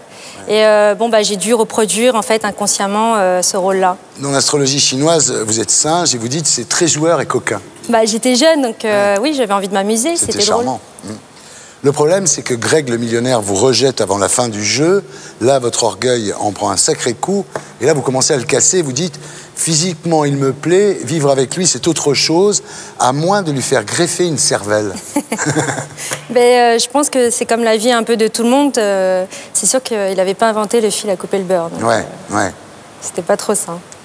Mais après, vous dites que vous avez toujours su qu'il n'était pas millionnaire. Vous avez fait ça au 2e degré. C'est vrai? Avec mon ex, en fait, on était partis à Ibiza, on allait souvent à Ibiza. Et donc, j'avais passé des vacances dans cette maison qui est la maison des éléphants, donc qui est très connue à Ibiza. Et donc, je savais qu'elle ne lui appartenait pas. Et en fait, ça, la prod ne le savent pas, mais un soir, je suis sortie, enfin, j'ai fait le mur. Et j'ai été voir des amis qui habitaient sur l'île. Et donc, j'ai pu un peu prendre un téléphone et téléphoner justement à des amis proches. Et j'ai su qu'il avait loué la maison et que voilà, ça ne lui appartenait pas du tout. Donc, après, il fallait que je puisse tirer mon épingle du jeu et puis j'ai joué la petite peste. Alors, pour vous, l'opération est globalement positive. Vous dites, je savais que j'allais être exposé médiatiquement. Vous dites, ça va m'ouvrir des portes. En fait, quand on est au cours Florent, on vous apprend, on va dire, à jouer à la comédie, à faire des impros, tout ça. Je me suis dit, quitte à être là, autant aller jusqu'au bout et jouer le maximum. Après, sinon, ça servait à rien. Si j'allais sur l'émission pour ensuite passer inaperçu, c'était pas trop le but. Alors, tout ça vous ouvre surtout les portes d'une autre télé-réalité, Marjolaine et les millionnaires, dont vous êtes l'héroïne. Alors là, c'est la célébrité, c'est une émission pour vous toute seule. Je pense que toutes les filles auraient aimé être à ma place à ce moment-là, parce que vu comment s'était tournée la première émission, je pense que la deuxième était un peu une revanche en fait des femmes sur l'homme, et oui, ça a été une belle opportunité. Ça s'est passé comment, ça ? Alors en fait, Marjolaine et les millionnaires a été vraiment une émission pour me rattraper en termes d'image, parce que c'est vrai que j'avais joué un peu la peste dans Greg le millionnaire, et là je jouais plutôt la fille un peu plus sentimentale et qui choisit l'amour au lieu du chèque. Alors là, c'est la célébrité.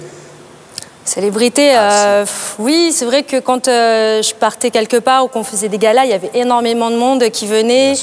Quand on descendait à Cannes, c'était juste incroyable. Ça a duré un moment, c'était très sympathique, ouais. Quelles ont été les réactions de votre entourage? Votre père, par exemple, qu'est-ce qu'il a dit? Moi, j'avais commencé en 2003 avec l'émission Greg. Donc, comme il est tombé malade en 2003-2004, donc il n'a pas pu voir tout ça. Et c'est pas un peu on va dire une chance, mais quelque part oui, parce que je pense que s'il avait vu tout ça, ça n'aurait pas été bon. Et après, il est décédé tout de suite après, donc voilà. Ça a été, et votre mère, comment elle a pris ça? Ma mère, elle est très cool. Pour elle, à partir du moment où j'aime ce que je fais, elle est pas comme mon père. Elle n'est pas aussi dictateur. Pas aussi colonel. Oui. Et vos frères et sœurs? Alors, la plupart, ils trouvent ça amusant. Et j'en ai juste une qui n'aime pas trop parce qu'elle est médecin, elle a fait des études, donc voilà. Tout ce milieu un peu superficiel, strass et paillettes, ça lui plaît pas trop. Il n'y a pas eu de jalousie chez vos amis? Les copines, si. Si, j'ai eu beaucoup d'amis en fait, qui ont profité, on va dire, de cette ascension pour être avec moi, pour m'accompagner, parce que je leur offrais tout. Je leur payais les voyages, les sorties, le côté un peu strass et paillettes. Donc oui, il y en a qui ont profité, mais après, c'est donnant-donnant, comme c'est... quand on est, on va dire, à un certain niveau de la médiatisation, on est très seul. Malgré le fait qu'on soit très entouré, on est très seul. Donc, on va dire que je gagnais un peu cet accompagnement en fait, des copines, et elle a gagné en retour le côté voyage. Voilà. Vos relations avec les médias, ça s'est passé comment? Il n'y a pas eu de très mauvais papiers non, c'est moi qui étais peut-être qui était dans une mauvaise passade ou une mauvaise... voilà. Mais souvent, les journalistes ont été assez proches de la réalité. Vous avez gagné de l'argent? Oui, j'ai gagné de l'argent un peu comme tout le monde. Vous n'avez pas fait fortune, quoi? Ah bah, non. C'est sûr, pour être à la retraite demain, non. C'est pas... Vous avez mis un peu d'argent de côté? Rien du tout. J'ai tout dépensé, tout dans les voyages, les cadeaux. En fait, je suis une personne très généreuse et très dépensière. Donc, j'ai aucun scrupule à offrir des cadeaux ou à payer des voyages à des amis ou à des proches parce que ça me fait plaisir. Donc, je garde rien du tout. Et sur le plan amoureux, ça vous a rapporté des conquêtes? J'ai eu une fois une déception. Un garçon, en fait, qui s'est vanté d'être sorti avec Marjolaine. Et du coup, en fait, ça m'a calmé sur ça, quoi. Donc j'ai essayé d'éviter les personnes qui me connaissaient trop médiatiquement. Ouais. Donc voilà, ça a été une fois une déception. Quel a été le meilleur moment de cette époque? Toutes les rencontres qui ont été organisées auprès du public. J'ai fait énormément de galas en boîte de nuit, de représentations pour des autographes, tout ça, des photos. Et j'étais très impressionnée par le nombre de gens qui venaient et surtout le côté très positif qu'ils m'apportaient. Ça me redonnait énormément de confiance en moi, parce que des fois j'avais des doutes par rapport à des articles de journaux ou par rapport à des retours qui étaient parfois négatifs. Et le fait d'avoir un retour positif en fait, des gens, ça me donnait en fait du baume au cœur. Et le pire moment? Je crois que ça a été une fois au Parc des Princes, quand j'ai été accueillie par Nikos. Et en fait, il a mal prononcé mon prénom, il a dit Marjorie.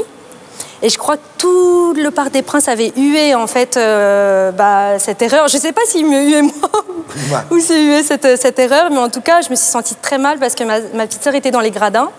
Et je crois qu'elle est partie en cours en fait, de tournage parce qu'elle ne savait pas trop si c'était pour moi ou si c'était pour Nikos. Alors du coup, ça a été un peu une déception. Il fait souvent des gaffes comme ça, Nikos. Hein? Je crois. Mais en plus, c'est pas méchant parce qu'il s'est excusé 1000 fois dans les coulisses. Oui, il n'est pas méchant. Et c'est pas méchant, ouais. Alors, après ça, c'est un peu l'époque des fins de mois difficiles. Vous partez aux USA pour faire, dites-vous, une cure d'anonymat. Oui. Alors, arrivé à un moment donné, en fait, quand on arrive, on va dire, à un niveau assez élevé de la médiatisation, on vous demande de rester toujours au top, de faire des émissions. Et moi, en fait, j'arrivais à un moment donné où j'avais besoin de souffler. Je sortais d'école, j'avais eu un tremplin médiatique très fort et j'avais besoin de me reposer un peu. En plus, j'étais très jeune à l'époque, j'avais dans les 24-25 ans. Et du coup, j'avais ce besoin en fait, de revenir dans une vie normale, de pouvoir aller faire les courses tranquillement, de pouvoir faire les choses simples de la vie. Et du coup, je suis partie 2 ans pour, on va dire, souffler et faire une remise en question sur mes choix professionnels. Vous faisiez quoi? Alors, j'ai travaillé avec mon frère qui a une entreprise en fait, d'architecture dans le design. Et en fait, je faisais toute sa comptabilité, sa gestion. Oh oui, non, mais rien à voir. Et voilà, je montais toute sa structure, j'allais au rendez-vous, voilà, je gérais les stocks. Au retour, le fisc vous réclame 40 000 € d'arriérés. Vous n'aviez pas déclaré ce que vous aviez gagné dans la télé-réalité? Non, c'est la première fois que je gagnais autant d'argent.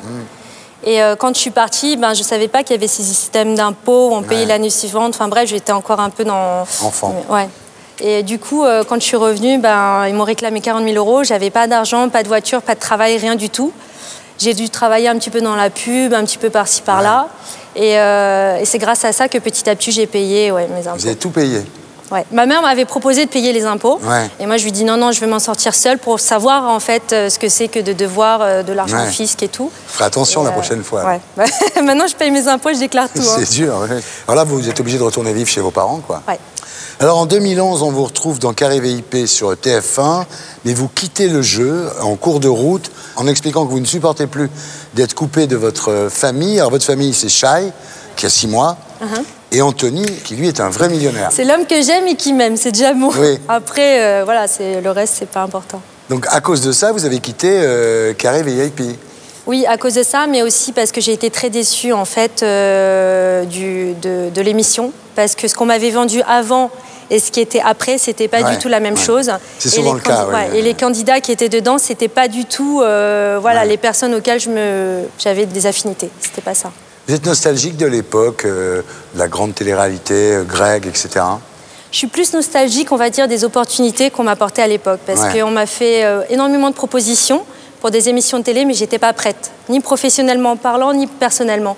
Donc quand j'allais au casting, j'étais pas dans, j'étais pas en condition. Aujourd'hui, je suis plus en condition. Je sais que si demain on m'appelle pour un casting ou quoi, je saurais préparer mon sujet à l'avance. Voilà, je suis plus prête aujourd'hui. Si c'était à refaire votre vie, Marjolaine, qu'est-ce que vous ne referiez pas pareil? Certains shootings photos, parce que je me suis fait un peu avoir par ma manager à l'époque qui m'avait très mal conseillé.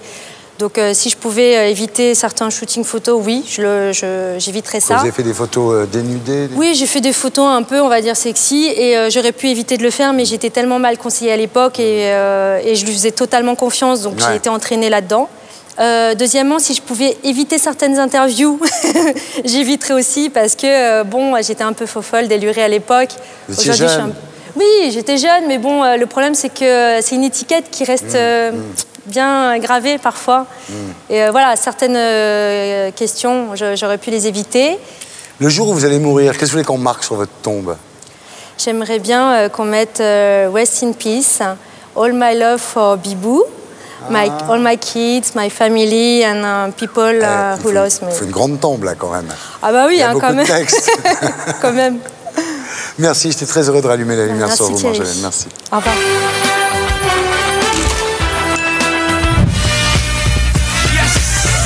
J'accueille Rémi Bricard.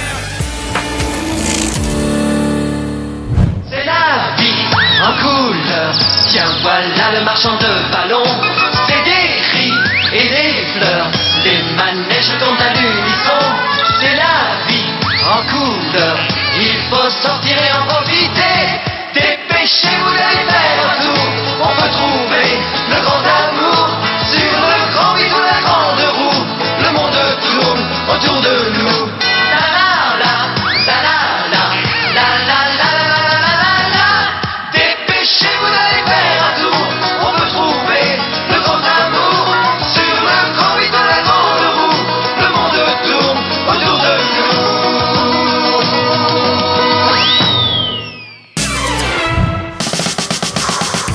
Tout le monde en a parlé à retrouver Rémi Bricard en plein footing matinal dans le parc Monceau, au cœur de Paris. Moi, je viens 3 fois par semaine courir ici. Je fais 3 tours ici. Et après, je refais encore 2 km, ce qui me fait 7 km. Donc, ça fait un demi-marathon par semaine au minimum. Et en vrai sportif, il rentre même chez lui en courant. À peine rentré dans son appartement, on découvre une autre passion de Rémi qui recouvre tous les murs. Toute ma vie, je voulais être peintre. Et puis, c'est la musique qui a pris le dessus. Et là, c'était un peu un retour en arrière vers mes premières passions. Donc, je me suis mis à peindre énormément en 8 ans. Et puis là, je me suis remis quand même dans la musique, puisque c'est mon métier. C'est par là que j'apporte du bonheur aux gens. Et du bonheur, il en apporte dans toute l'Europe, où il se produit encore et enchaîne les dates. Je vais faire un festival bientôt en Espagne, à Segovia. Donc j'ai encore quelques chansons à répéter en espagnol. Es fin de semana, dormiré mañana. Hoy quiero pasarlo bien. Une répétition sous l'œil bienveillant de sa femme, Marie-Rose, partenaire de chaque instant. On est très complémentaires, je pense, et c'est ça qui fait la longévité de notre amour. Il y a un qui est à la lumière et l'autre qui est plutôt en coulisses. Allez, direction l'atelier pour accorder quelques instruments. Alors ici, c'est une sorte de caverne d'Ali Baba où il y a vraiment de tout. Il y a des instruments, des tas de choses que j'essaye, que je bricole. Voilà, il y a vraiment de tout. Il y a tout ici, c'est moins qu'on puisse dire. Toutes sortes d'instruments, un peu bruyants.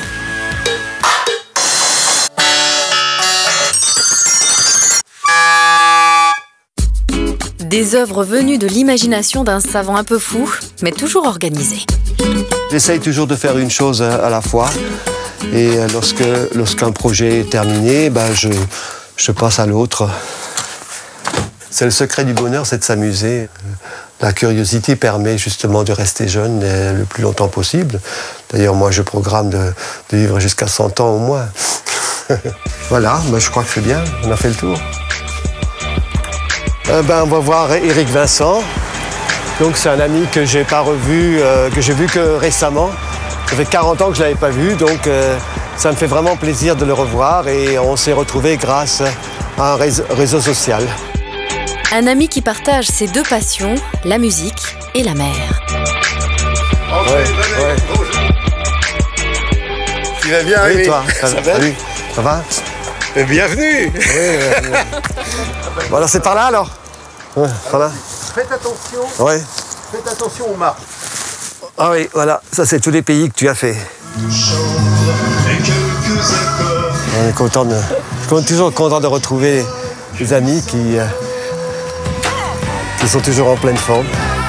Et quand il s'agit de la mer, sa traversée de l'Atlantique revient toujours. Mais toi, tu m'as quand même fortement impressionné avec ces records que tu as fait en marchant sur les eaux. D'abord, on rêve tous de marcher sur l'eau. Oui, c'est vrai. Et toi, tu l'as fait. Ouais. Ça, c'est formidable. Ouais. Écoute, je te prêterai mes skis, comme ça tu pourras marcher là. Quel sera donc le prochain défi de cet homme plein de surprises ? Et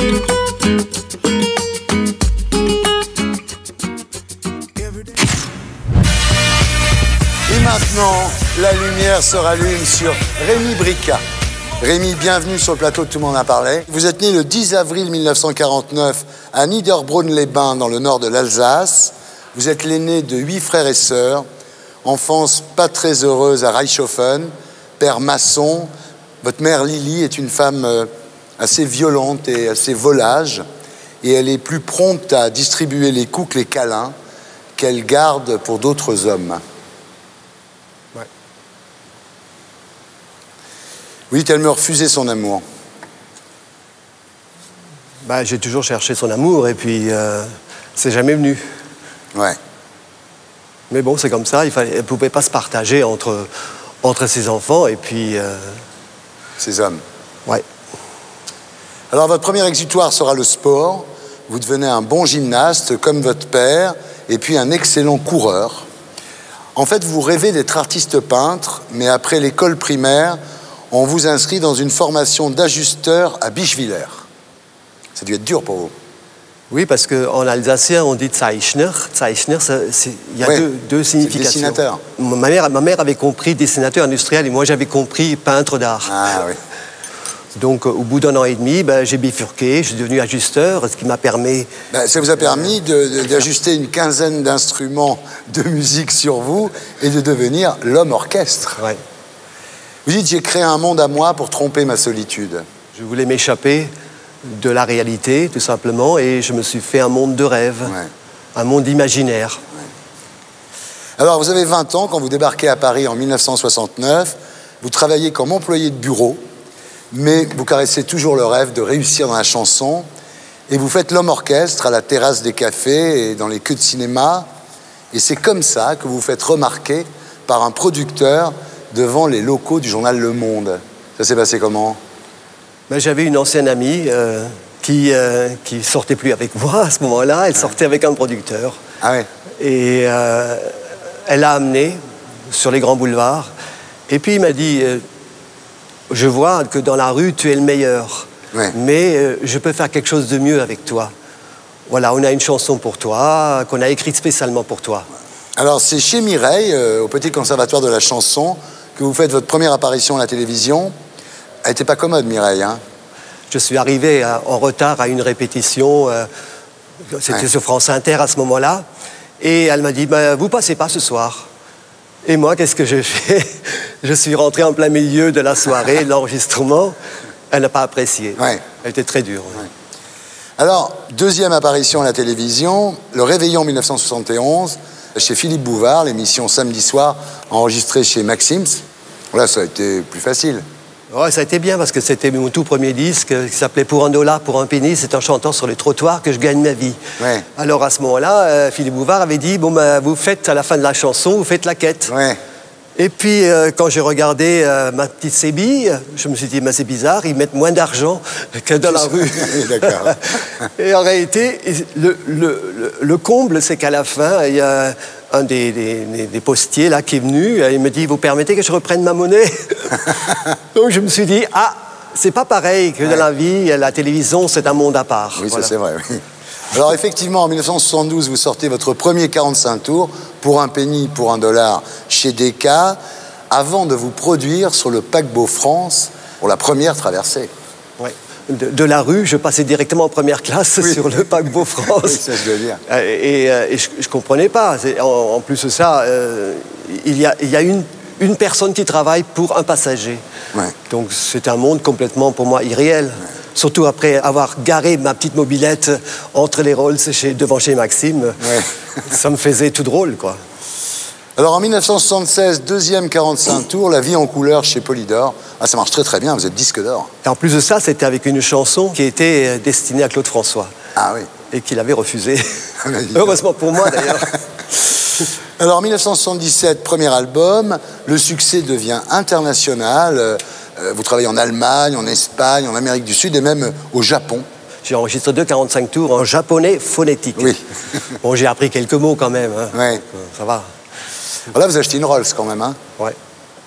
Ben, c'est mon rêve d'enfant, tout simplement, parce que issu d'une famille pauvre, en réalité, ce qu'on appelle ça une famille pauvre, je me suis dit, ben, je vais essayer de revenir avec une Rolls à la maison.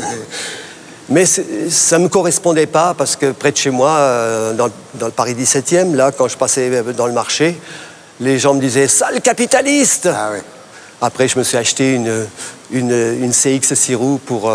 Et là, c'est bon. Ça faisait des envieux, mais pas dans le côté jaloux, quoi. Voilà, les gens étaient admiratifs devant cette voiture customisée à mes couleurs, RMI Brica, qui existe toujours, d'ailleurs, qui roule toujours. Alors là, vous devenez une vraie star de la télévision. Quelle a été la réaction de votre entourage quand ça a marché comme ça pour vous? Mon père, malheureusement, a été décédé entre-temps, et ma mère et mes frères et sœurs étaient fiers. Au contraire, à l'école, partout. D'un seul coup, j'étais devenu une référence en Alsace. Oui. Voilà, Rémi Brica, c'est un enfant du pays, d'un seul coup, qui a réussi à Paris. Et ça, c'est plutôt flatteur. Comment c'était les relations avec les médias, la presse, la radio, la télévision? Assez bien. Je me souviens d'un article dans Le Monde où il comparait les hommes politiques. Le président Sarkozy a même été comparé à un homme orchestre, à Rémi Brica. Vous avez gagné de l'argent? Beaucoup d'argent, oui. Ouais. J'ai gagné beaucoup d'argent que je n'ai pas su garder. Ah bon? Non, parce que on avait toujours manqué chez nous un peu de tout. Donc d'un seul coup, je me retrouvais avec plein d'argent et aussi avec plein d'amis. Oui. Et plein d'amis qui avaient besoin d'argent. Alors moi, je comptais pas trop. Alors j'avais plusieurs voitures. Je dépensais. J'avais des appartements à droite à gauche, mais toujours en location. Donc ça rentrait et ça sortait. Vous n'avez pas thésaurisé, quoi, pas du tout. Ben, je pensais que ça allait durer toujours. Donc c'est ce qu'on pense toujours. Et l'amour, ça a dû vous rapporter pas mal de conquêtes, non, ce succès? Oui, mais ça ne m'a pas fait bouger les choses. Moi, je me souviens seulement une fois, c'était avant que j'achète ma Rolls, j'étais en mobilette parce que voilà, je transportais mes instruments de musique toujours avec une petite remorque derrière, la mobilette devant, et j'étais place de la République. Et puis, à un moment donné, il y a deux filles qui me voient. « Oh, c'est Rémi Brica, c'est Rémi Brica !» Et puis moi, je filais, je ne voulais pas qu'on me voie. Je me suis dit, je ne suis pas à la hauteur, j'étais un peu en décalage, quoi. Donc, après, je me suis rendu compte qu'à chaque fois que je faisais des spectacles, j'entendais des filles qui criaient. Ah, c'est Rémi Brica !» Bon, moi, j'étais calme. Bon, après, ça s'est heureusement calmé, donc voilà. Vous n'en avez jamais profité, Rémi? Normalement. Quel a été le meilleur moment de cette époque? Ça a été le meilleur moment, c'est d'apporter du bonheur aux gens. Ça, c'est sûr que ce rêve que les enfants ont et que les gens ont, ce Père Noël, si on peut dire. Puis vous, il y a tout. Hein. Il y a les colombes, il y a les fusées, c'est un vrai spectacle. Un vrai spectacle à vous tout seul. Quel a été le pire moment de cette époque? Quand je commençais vraiment à avoir une carrière internationale, j'ai travaillé avec les membres de ma famille et qui ont un peu fait péricliter, qui ont fait dérailler ma carrière internationale. Et ça, je le regrette un petit peu, oui, effectivement. Je crois qu'il vaut mieux éviter de travailler avec la famille. Pourquoi? Parce qu'ils n'étaient pas capables de faire ce que vous leur demandiez de faire, en fait. Oui, voilà. Je leur ai donné de confiance. C'est un petit peu mon défaut, c'est que j'ai toujours un petit peu trop aidé les gens. Chaque fois qu'il y avait quelqu'un qui avait besoin de quelque chose ou une copine qui voulait réussir dans la chanson, c'est moi qui payais les photos, qui payais ceci, qui payais tout. Bon, finalement, puis je me suis un peu oublié. Ça, effectivement, je le regrette. Parce que je pense que dans ce métier-là, il faut être égoïste. Donc maintenant, je suis plus calme, plus zen, mais je pense plus aussi à moi. Parce que finalement, j'étais une sorte de locomotive, mais à force de tirer les wagons, la locomotive commence freiner. Justement, au milieu des années 80, votre carrière faiblit, et là, vous découvrez une autre passion, la mer. L'homme orchestre va devenir l'homme qui marche sur l'eau. C'est extraordinaire d'avoir rebondi à ce point-là. Vous réalisez, grâce à vos skis flotteurs propulsés par 2 rames, des parcours absolument incroyables. Londres-Paris, donc en passant par la Tamise, la mer du Nord, les canaux, l'Oise et la Seine. Donc voilà, c'est quand même extraordinaire.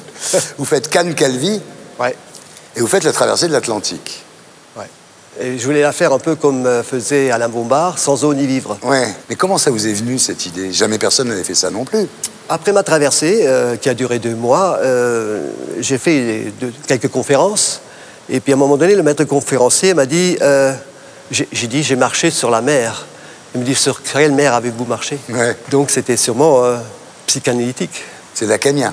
Ouais, la Cagna, absolument. Mais vous échouerez votre traversée du Pacifique, c'est que vous voulez faire Los Angeles-Sydney, quand même assez cinglé aussi comme truc. 14 000 km. 14 000 km, c'est incroyable. Ouais. Et là, vous passez 153 jours seul sur l'océan. Vous manquez mourir 2 fois à cause des requins. Ça a été épouvantable. Ben, j'ai déjà eu un temps très difficile, des tempêtes effroyables, des cyclones, et j'ai tout eu. J'ai eu du vent contraire, le matériel a cassé. Ça a été vraiment, vraiment très, très dur, mais j'ai tenu. Et là, à chaque fois que vous tombez, il y a les requins qui arrivent. Hein. C'est surtout les petits requins qui sont dangereux. À un moment donné, j'en ai un qui m'a frôlé la jambe. Je suis passé vraiment près de la mort plusieurs fois, mais et en plus de ça, j'avais un téléphone satellite et la société a fait faillite. C'est extraordinaire comme histoire. Donc il vous arrive des trucs de fou. Ah oui, mais bon. Ah oui, vraiment. Heureusement, j'ai une femme extraordinaire qui s'appelle Marie-Rose et qui a monté une expédition avec toute une équipe de Thalassa, et avec des vrais baroudeurs, dont Joe Le Guen, qui a également échoué sur le Pacifique à la rame. Ouais. Tout avait échoué d'ailleurs, toutes les traversées avaient échoué. Il y avait eu 5 tentatives la même année, à la rame, les 4 premières, et puis la mienne sur les skis. Donc effectivement, j'ai pas été surpris. Ouais, ils vous ont repêché, puis voilà. Ils ont repêché en plein milieu, à 850 km au sud de Hawaï. Ouais. Alors, l'échec de cette tentative sera finalement une grande réussite pour vous, parce que, en fait, ces 153 jours que vous avez passés sur l'eau du Pacifique vous servent un petit peu de retraite, une retraite bénéfique. Vous entamez à ce moment-là une recherche personnelle et spirituelle. Spirituelle, oui, par la force des choses, parce que lorsque on est 5 mois tout seul avec soi, même s'il y a un téléphone qui marche pendant 4 mois, on est quand même seul, malgré tout. Et j'ai souvent, effectivement, pu parler avec d'autres voix, mais bon, c'est difficile à expliquer pour quelqu'un qui est terrien. Je dirais que lorsqu'on est tout seul, confronté à rien, que du vent, que la nature, que des poissons volants, des oiseaux, quelques oiseaux qui passaient quand même, on a forcément d'autres contacts avec les éléments. Et puis après, la recherche personnelle est venue après ma traversée. Ensuite, faites 7 ans d'analyse et vous comprenez à ce moment-là que votre enfance, très douloureuse évidemment à cause de votre mère, vous a toujours amené à vouloir vous faire aimer des autres, d'abord avec la chanson et ensuite avec les exploits. Et là, vous finissez par comprendre qui vous êtes. Déjà, j'ai osé traverser la rue, puisque en face de chez moi, il y avait les Beaux-Arts de la ville de Paris, où il y avait des cours de peinture. Donc, je suis revenu à première passion. J'ai osé traverser. Voilà. Je suis passé par le Pacifique pour oser traverser la rue. Voilà. Et donc là, je me suis mis à peindre pendant, je dirais, de 2002 à 2010, énormément. Tout est sorti, quoi. C'était une vraie thérapie pour moi. Et puis je commençais à m'aimer. Au lieu d'aimer les autres, je me suis commencé à m'aimer moi-même. C'est le début de la sagesse. Mais vous avez une expression formidable, vous dites « j'ai trouvé mon Pacifique intérieur ». C'est se pacifier par le Pacifique qui lui, n'était pas pacifique. Pas du tout. Vous dites « tout le reste n'est que vanité ». C'est un magnifique parcours que vous avez fait. Hein. Aujourd'hui, vous êtes nostalgique de l'époque, de la vie en couleur Non, parce que la vie en couleur, elle dure tous les jours. Ça va, je suis beaucoup demandé, effectivement. Donc, si on me voit un peu moins, c'est pas grave. L'important, c'est que je ne vis pas à travers la télé, je vis à travers mon art. Si c'était à refaire, qu'est-ce que vous ne referiez pas pareil dans votre vie, Rémi? Je crois que je serais plus égoïste. J'irais droit au but. Voilà, c'est-à-dire quelque part, lorsqu'on arrive de bas, au contraire, au lieu d'avoir des chevilles qui enflent et tout ça qui enfle, moi je suis l'Indien. Je suis resté un Indien, je ne suis pas devenu cow-boy, voilà. Mais maintenant, je dirais que j'ai appris à être cow-boy maintenant. Le jour où vous allez mourir, qu'est-ce que vous voulez qu'on écrive sur votre tombe? Moi, je préfère qu'à la place de la tombe, il y ait des fleurs qui poussent, des arbres qui poussent, fruitiers de préférence. Et je mourrai donc à la manière des Indiens d'Amérique. Et j'aimerais bien qu'il soit marqué sur mon urne que l'homme orchestre persiste et qu'il vive toujours. Oh, c'est très bien. J'ai très heureux de rallumer la lumière sur vous, Rémi, vraiment. Merci.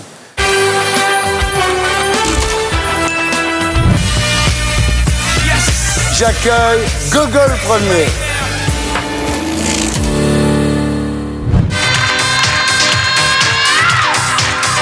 vais vous présenter Jean-Louis. Il y a Gogol. Gogol, vous êtes rebelle, provocateur, agitateur. Salut les kids. Bonjour à tous ceux qui regardent. Vous avez une image... Moi, je passe souvent à la télé, alors attendez, on en je vais profite. finir quand même, 2 secondes, s'il vous plaît. Alors, est-ce que vous avez un problème quand vous êtes indépendant et quand vous êtes... Il y a des solutions qui permettent d'aller directement du créateur au consommateur. Bourreau, donne-moi ma valise. C'est votre bourreau, oui. On va écouter la musique de Gogol quand même pendant qu'il fait ce qu'il nous fait là. C'est pour vous dire à peu près ce que fait Gogol pour ceux qui ne le connaissent pas. Christian Kelly. Pour subtiliser les marchands. J'encule mes musiciens de merde, j'encule ceux qui vont me perdre, je t'encule, putain de public, car je n'en veux qu'à ton frère. Tout le monde en a parlé à retrouver Gogol Premier sur les marches de Montmartre à Paris pour une répétition avec son groupe en plein air.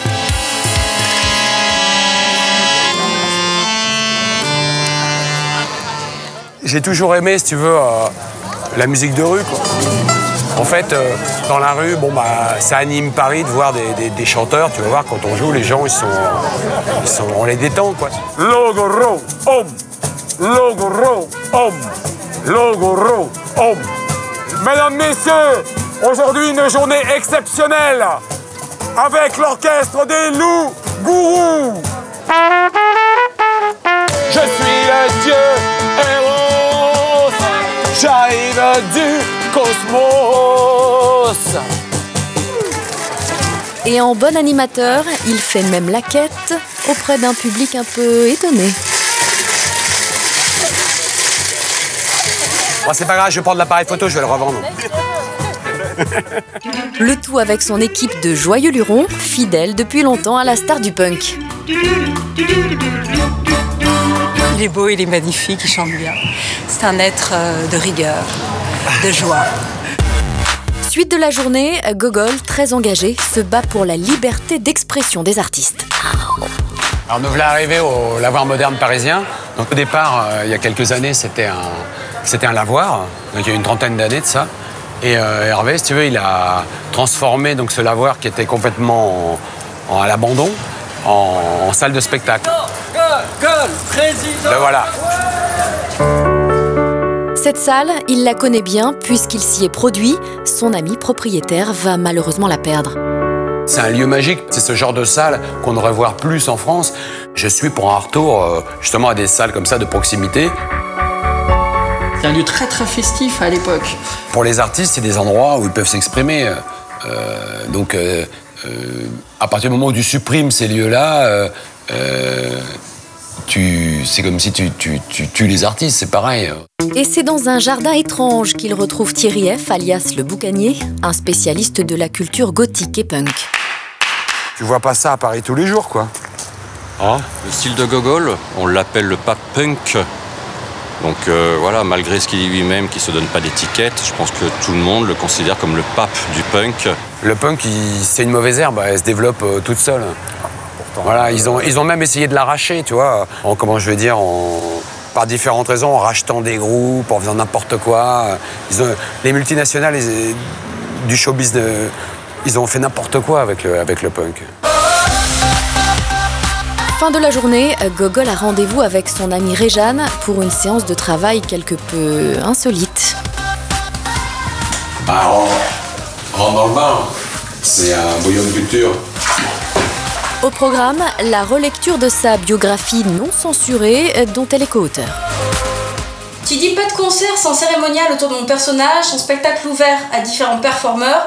Qui n'a jamais entendu parler des têtes de cochon qui ornent le devant de mes scènes? Et quand il y avait des filles à poil sur tes scènes, c'était aussi pour la protection de la gente féminine?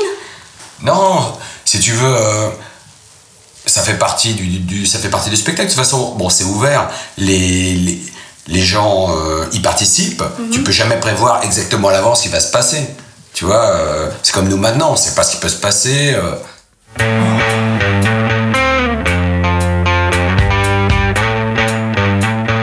Donc l'histoire c'est ça, c'est qu'on part de la naissance de Gogol, de sa famille.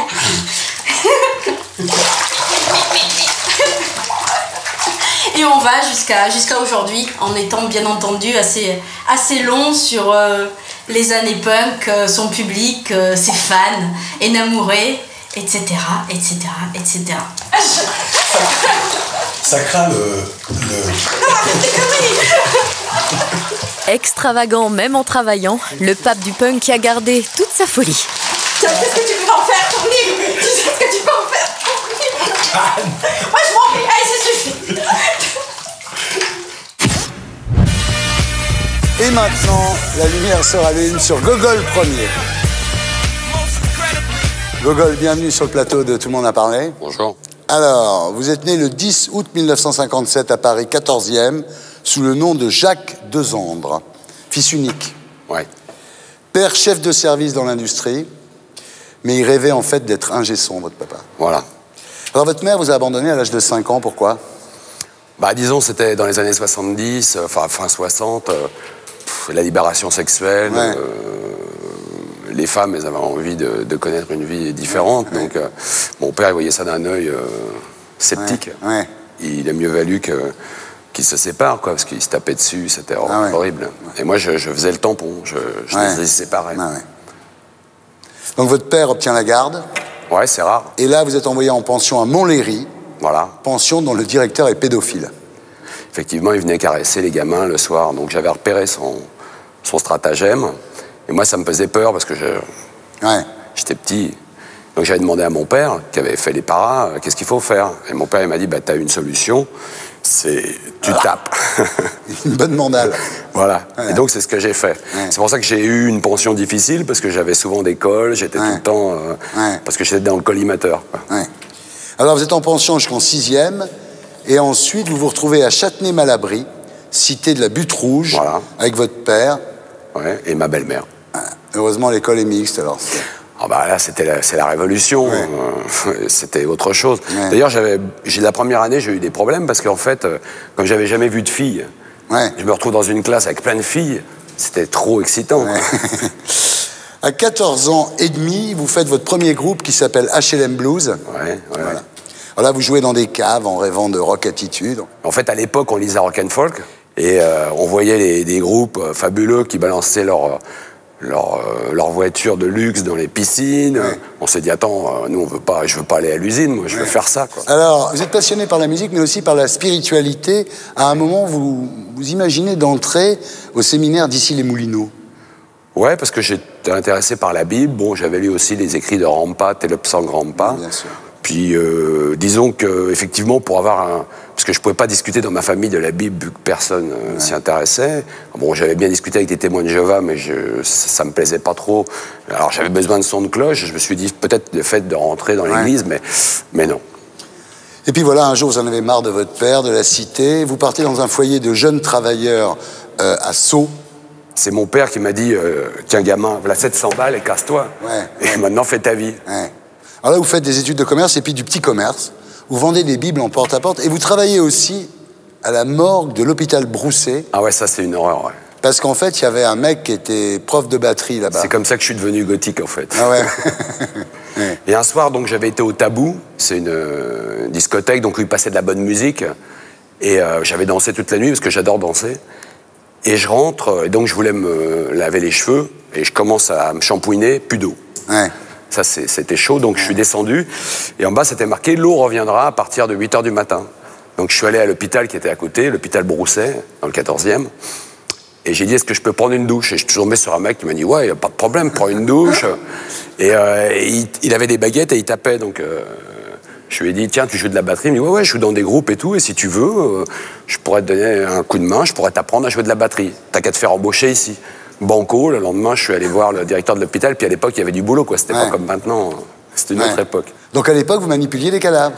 Et un jour, tu sais, bon, on s'arrangeait dans la nuit pour tirer, quand on nous appelait pour descendre un cadavre, pour attendre le matin à 7h, comme ça, c'était l'équipe de jour qui le faisait. Et un jour, on nous appelle à 6h du matin en disant, voilà, il y a une personne qui est assez encombrante, il faut aller la chercher 120 kilos. Et alors, on y va. L'infirmière avait bouché l'anus. Et donc, l'agent hospitalier me dit, voilà, tu mets une main là, tu la prends et tu la mets sur le brancard. On va faire ça à deux. Je dis, ouais, mais moi, je préfère pas trop y toucher, tu vois. Je dis, mais putain, les jeunes, vous savez rien faire. Et le gars, il prend ses mains comme ça et tac, il l'attrape et poum, il la met sur le brancard. Il me dit, tu vois, c'est simple. Et si tu veux, ça s'était vidé sur sa blouse. Donc on descend dans le couloir, puis moi je le regarde, et il me dit, ah, il sort son sandwich et il croque. Et il me dit, oh, excuse-moi, t'en veux un bout? Ah oui, d'accord. Alors, c'est l'époque où vous rencontrez une infirmière normande qui veut rentrer dans son pays, en Normandie, qui vous propose d'y aller avec elle, vous la suivez, vous la quittez 2 mois après, mais vous restez à traîner un peu en Normandie quand même. Voilà, parce que, bon, elle m'avait dit que la Normandie, c'était le pays de la musique, et effectivement, sur la côte normande, il y avait plein de groupes. À Rouen, il y avait les Dogs, il y avait les Olive Einstein, les Rhythmeurs, enfin... Il y avait Little Bob Story aussi. Little Bob Story, exact. Le premier concert que j'ai fait, je suis allé voir Little Bob Story. Il y a eu une bagarre, c'était exceptionnel. Et donc, bon, bah, là, comme batteur, j'avais du boulot, puisque un batteur, c'est recherché. Alors, la Baraka, c'était où? Alors là, c'est à Quiberon. On était parti pour jouer 1 semaine dans une boîte, qui s'appelle donc la Baraka. Et arrivé là-bas, on trouve des Hollandaises qui étaient michetons, quoi. Vraiment, elles étaient mignonnes et tout. Et mon guitariste, il me dit, écoute, ce qu'on va faire, on va les saouler. Alors, pour les saouler, on va aller dans la campagne, on va faire du rhum avec du punch, enfin, un truc terrible.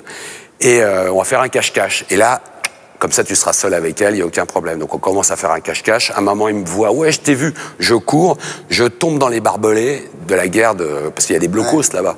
Et je me retrouve dans les ronces avec des piquants partout. Enfin, bref, donc ils m'ont donné du rhum pour la douleur, tu vois, pour enlever la douleur. Et le soir, j'étais complètement bourré. On arrive dans la boîte, donc à l'heure de jouer. Et si tu veux, bon, bah, j'étais incapable de jouer, j'ai envie de vomir, je mettais les doigts dans la gorge, enfin bref. Et à un moment, le public, il gueulait, les gens ils étaient là, ouais, c'est nul, il y avait plein de punk, tu vois. Et donc, je suis monté, j'ai pris le micro, puis je dis, mais je vous encule, vous êtes une bande de chiens. Enfin, bref. Événement fondateur. Voilà. Et à la fin de la soirée, le patron vient me voir, livide, et je me dis, ça y est, on va pas continuer. Et il me dit, écoutez, si vous faites ça tous les soirs, je vous garde 1 mois. Oui, c'est ça. La musique, je suis pas trop preneur, mais si tu insultes le public, ça, c'est très bon. Bah, c'était le début du punk, quoi, en fait. Absolument. En France, ça a démarré un peu en retard. Alors, c'est après cet épisode, effectivement, que vous devenez Gogol premier et que votre pote Patrick Dia devient Krawa et vous fondez le collectif punk La Horde. Exactement. C'est-à-dire qu'on a réuni la musique, la sculpture, la peinture, enfin tout ce qu'on aimait, pour faire réellement un collectif. C'était pas nécessairement un groupe de musique, mais aussi, il y avait de la performance. Donc, comme on a pu faire, par exemple, certaines performances, comme le concert devant Notre-Dame de Paris, comme jouer sur le périphérique, enfin bon... C'était des provocations qui étaient censées, enfin je veux dire, ça défendait quelque chose. Une démarche artistique. Voilà, c'est une démarche artistique. Alors, par l'intermédiaire de l'épouse du professeur Choron, Odile Bernier, vous faites connaissance du mythique directeur d'Harakiri. Donc à l'époque, il y avait autour de lui Volinsky, Reiser, Villemain, GB. C'était le journal de la provocation, c'est le déclencheur de mai 68, Harakiri. Et alors Choron, à l'époque, il veut monter sur scène, donc il vous traîne partout dans ses tournées, quoi. Bah, il m'adorait, c'est-à-dire... J'étais un peu son fils, en définitive, j'ai le gamin qu'il aurait aimé avoir. Et donc, comme il chante, il me propose de faire mes premières parties. Donc, il me trouvait des concerts, donc on a été dans différents endroits avec lui, de la Belgique à Marseille, partout. Et un jour, on fait un concert à Château-Thierry, et je sais pas ce qu'il lui a pris, il est monté sur scène, il s'est mis à genoux, il m'a dit « c'est Dieu », et il m'a sucé la queue. Oh putain. Et devant le public, quoi.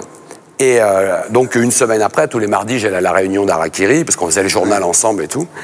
Et il raconte à ses potes ce qu'il avait fait. Et tout le monde lui dit, ben non, arrête, prof, tu déconnes et tout. Et là, il l'a refait une deuxième fois. Alors, en 1982, premier passage télé dans Incroyable mais vrai de Jacques Martin. C'est un gros malentendu, cette histoire, en fait. Bah, si tu veux, on avait fait des petites cartes de l'Empire barbare, carte d'identité internationale. C'est-à-dire que moi, je suis pas pour les pays, je suis pour la terre entière.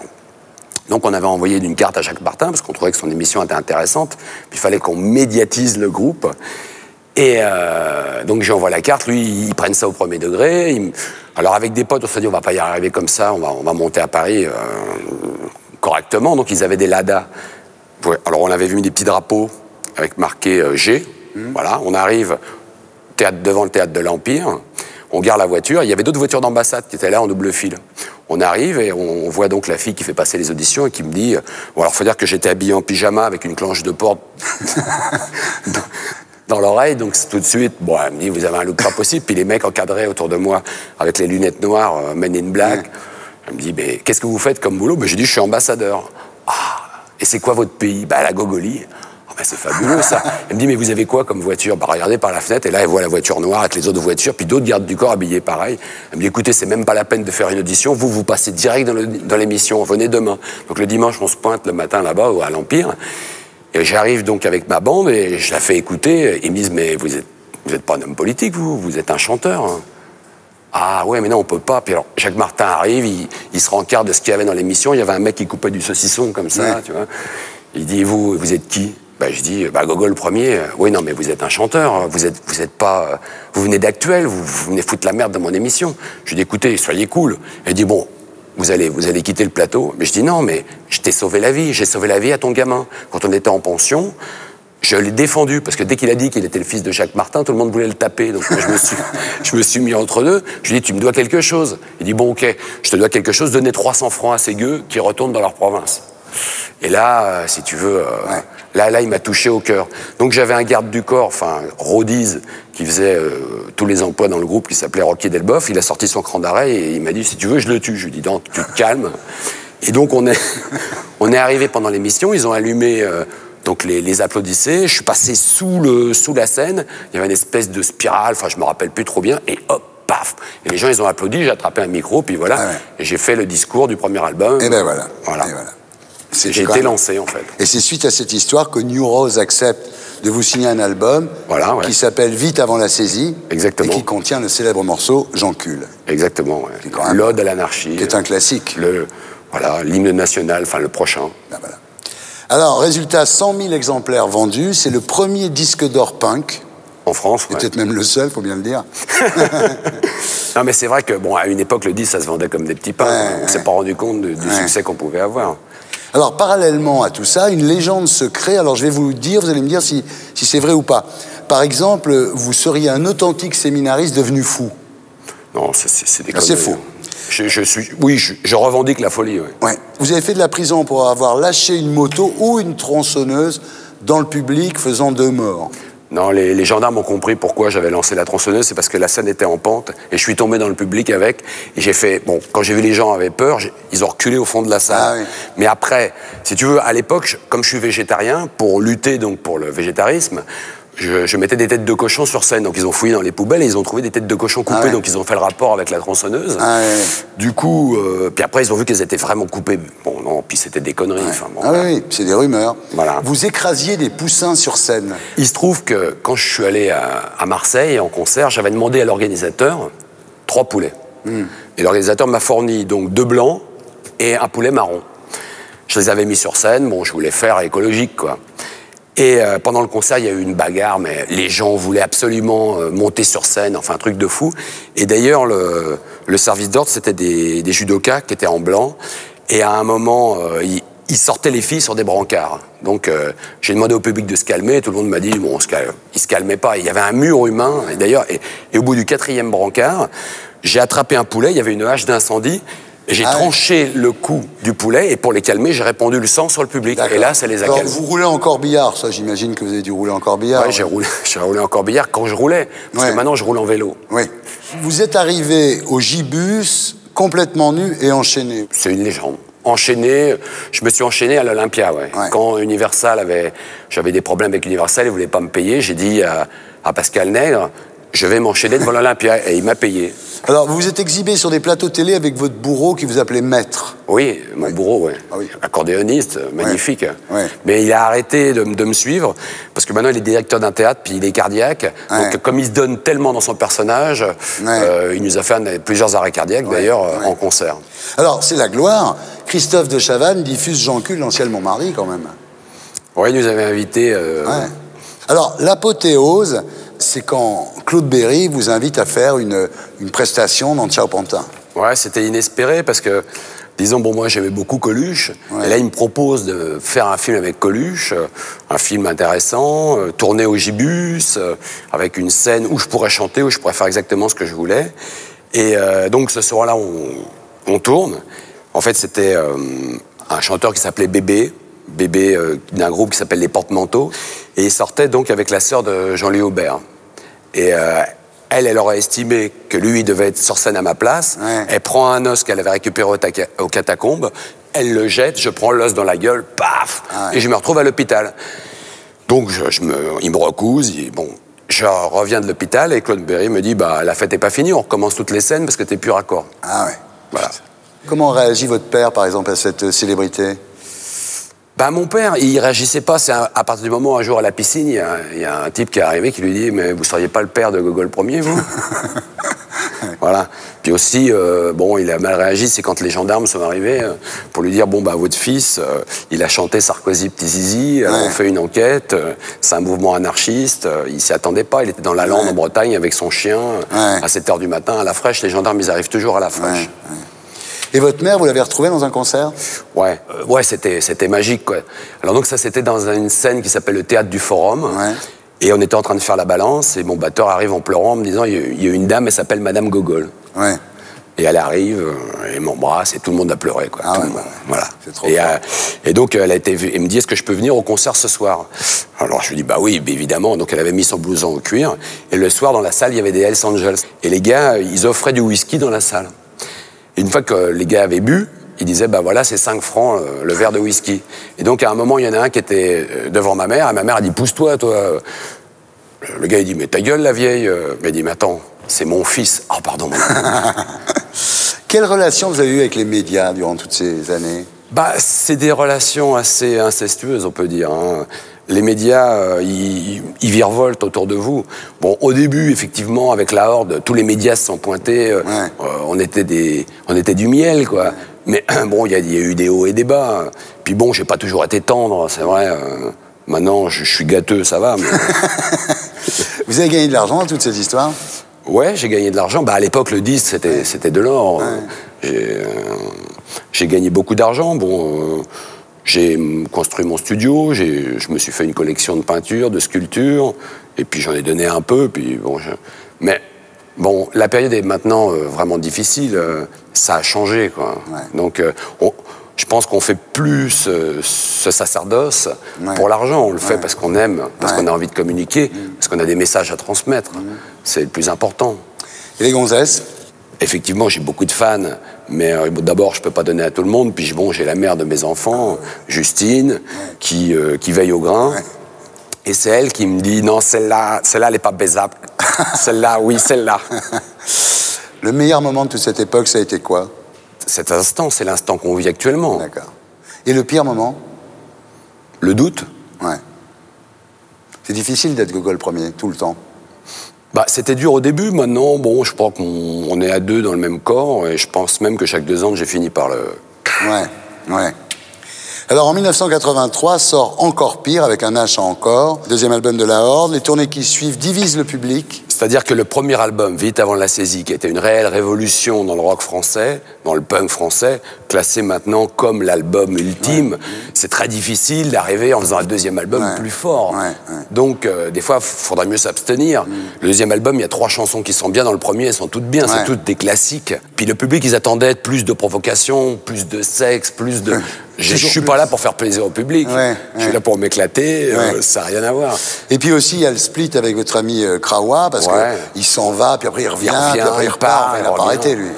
Bah oui, lui, il a toujours rêvé de faire une carrière dans le showbiz, il a travaillé avec Johnny, il a travaillé avec plein d'artistes, enfin bon, il a toujours rêvé d'être de l'autre côté de la barrière, maintenant il a réussi à être de l'autre côté.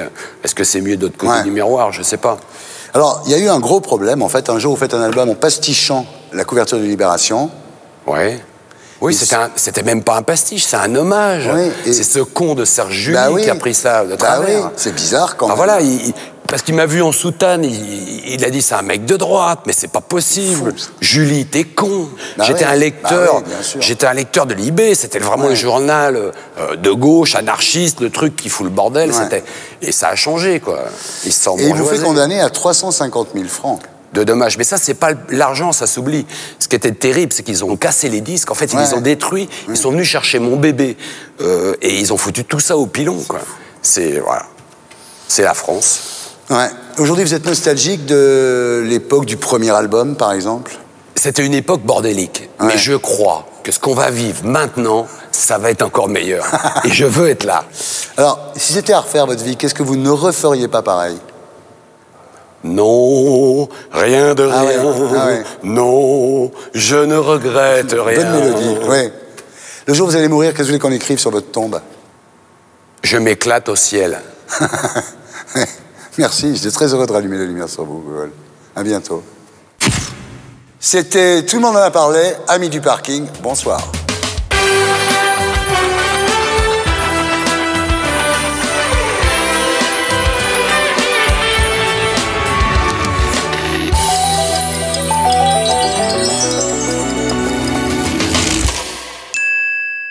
Et pour être sûr de ne rien rater de Inarditube, abonnez-vous et mettez un pouce bleu.